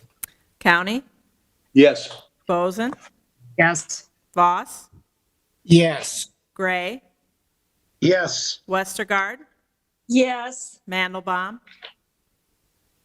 Yes. Gatto. Yes. Your Honor, that's 7 yes, motion carries. Thank you. Item 51, on East First and Market Street, stormwater pump station repairs, resolution approving the plan specification, form of contract documents, engineer's estimate, receive and file bids, and designating the lowest responsible bidder as Woodruff Construction LLC. Donald A. Woodruff is the organizer. $809,730. Council Communication number 20-173A is approving the contract and bond permission to sublet. Let's go ahead and open the hearing. Either council members or general public, anybody have any comments on this stormwater pump station repair? Okay, if there's no comments, I'll move 51 and 51A. There are no comments. All right, would you poll the council, please? County, Yes. Boson, Connie? Connie. Sound went out. Yes. Okay, Voss, Yes. Gray, Yes. Westergaard, Yes. Mandelbaum, Yes. Gatto. Yes. Your Honor, that's 7 yes, motion carries. All right, item 52 on the East Grand curb bump outs from Robert D. Ray Drive to Pennsylvania Avenue, resolution approving the plan specifications, form of contract documents, engineer's estimate, receive and file bids, and designating the lowest responsible bidder is Hawkeye Paving Corporation, Anthony L. Perkins, President, $1,108,215. Council Communication number 20-174A is approving the contract and bond and permission to sublet. Let's open the hearing on this. Again, the East Grand Avenue curb bump outs. Anybody in the public or council wish to speak to this item? If there's no comments, Your Honor, I'll move 52 and 52A. All right, 52 and 52A have been moved. I'll ask the clerk to please poll the council. County, Yes. Boson, Connie, Don't be leaving us, Connie. We know where to find you. she muted Not herself. paid by the hour. Connie, I'm unmuted by the host. I can't get in. Sorry, guys. I don't know what's going on. My Okay. computer went bad. Voss, Just say yes. Yes. Yeah. she did. Voss, Yes. Gray, Yes. Westergaard, Yes. Mandelbaum, Yes. Gatto. Yes. Your Honor, that's 7 yes, motion carries.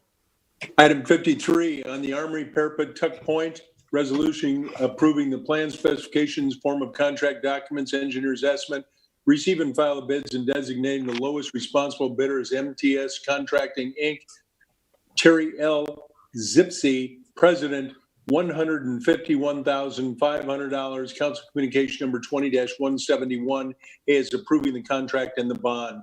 Let's open the hearing. And is there anyone that would like to say anything about the Armory Parapet Tuck Point? Your Honor, if no one has any comments, I'll move 53 and 53A. All right, 53 and 53A have been moved. Clerk, would you poll the council? County, Yes. Boson, Yes. Voss, Yes. Gray, Yes. Westergaard, Yes. Mandelbaum, Yes. Gatto. Yes. 7 yes, Your Honor, motion carries. Thank you. Item 54 on the Drake and Bakes Park water playgrounds, resolution approving the plan specifications, form of contract documents, engineer's estimate, receive and file the bids, and designating the lowest responsible bidder as Joint Construction Company, Inc. Rodney D. Joyner is the president. $1,128,610 even bill.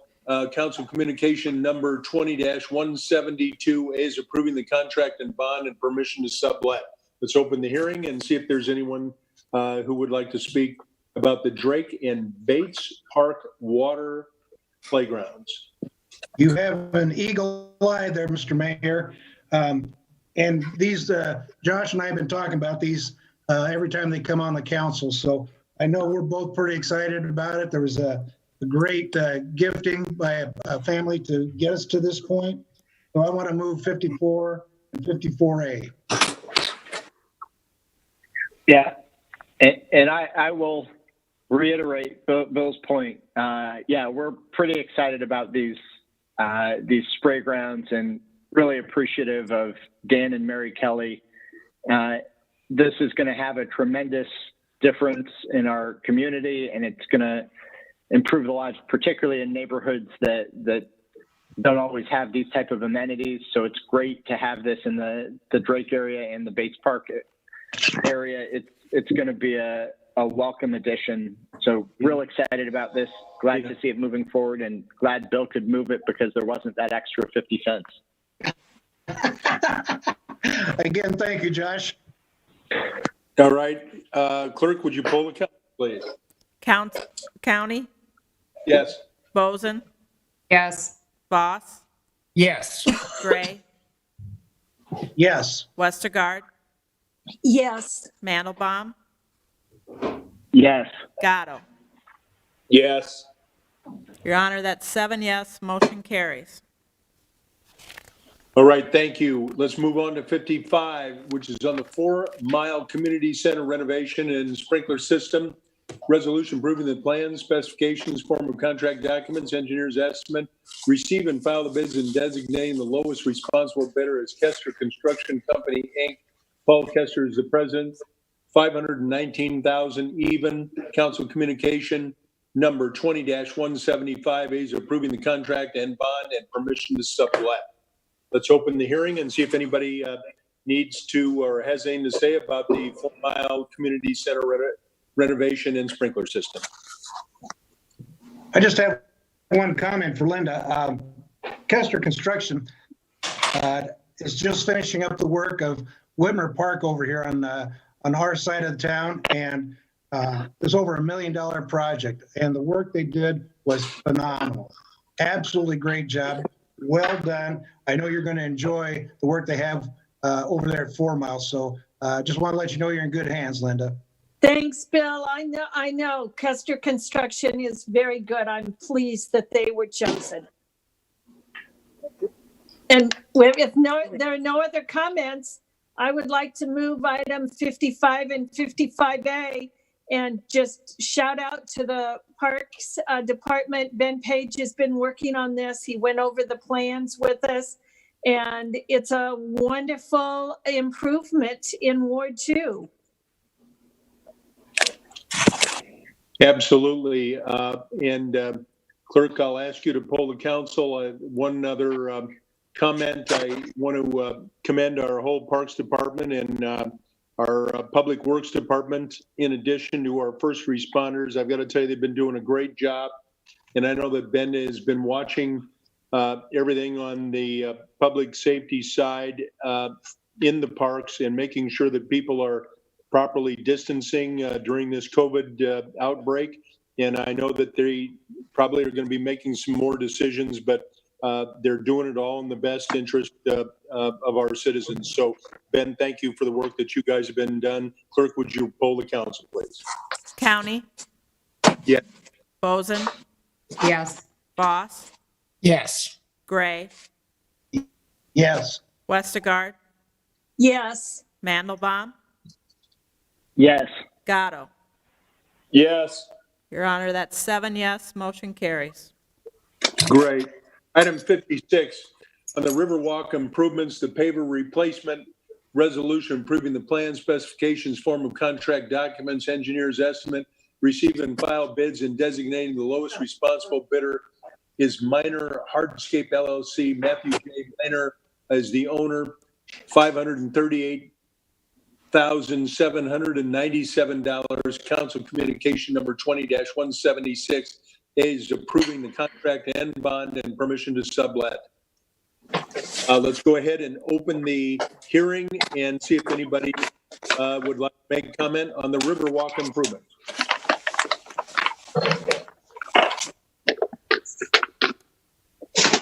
Hearing none, Mr. Mayor, I'll move item 56 and 56A. All right. Thanks, Josh. Without any comments or seeing any, I'll ask the clerk to poll the council, please.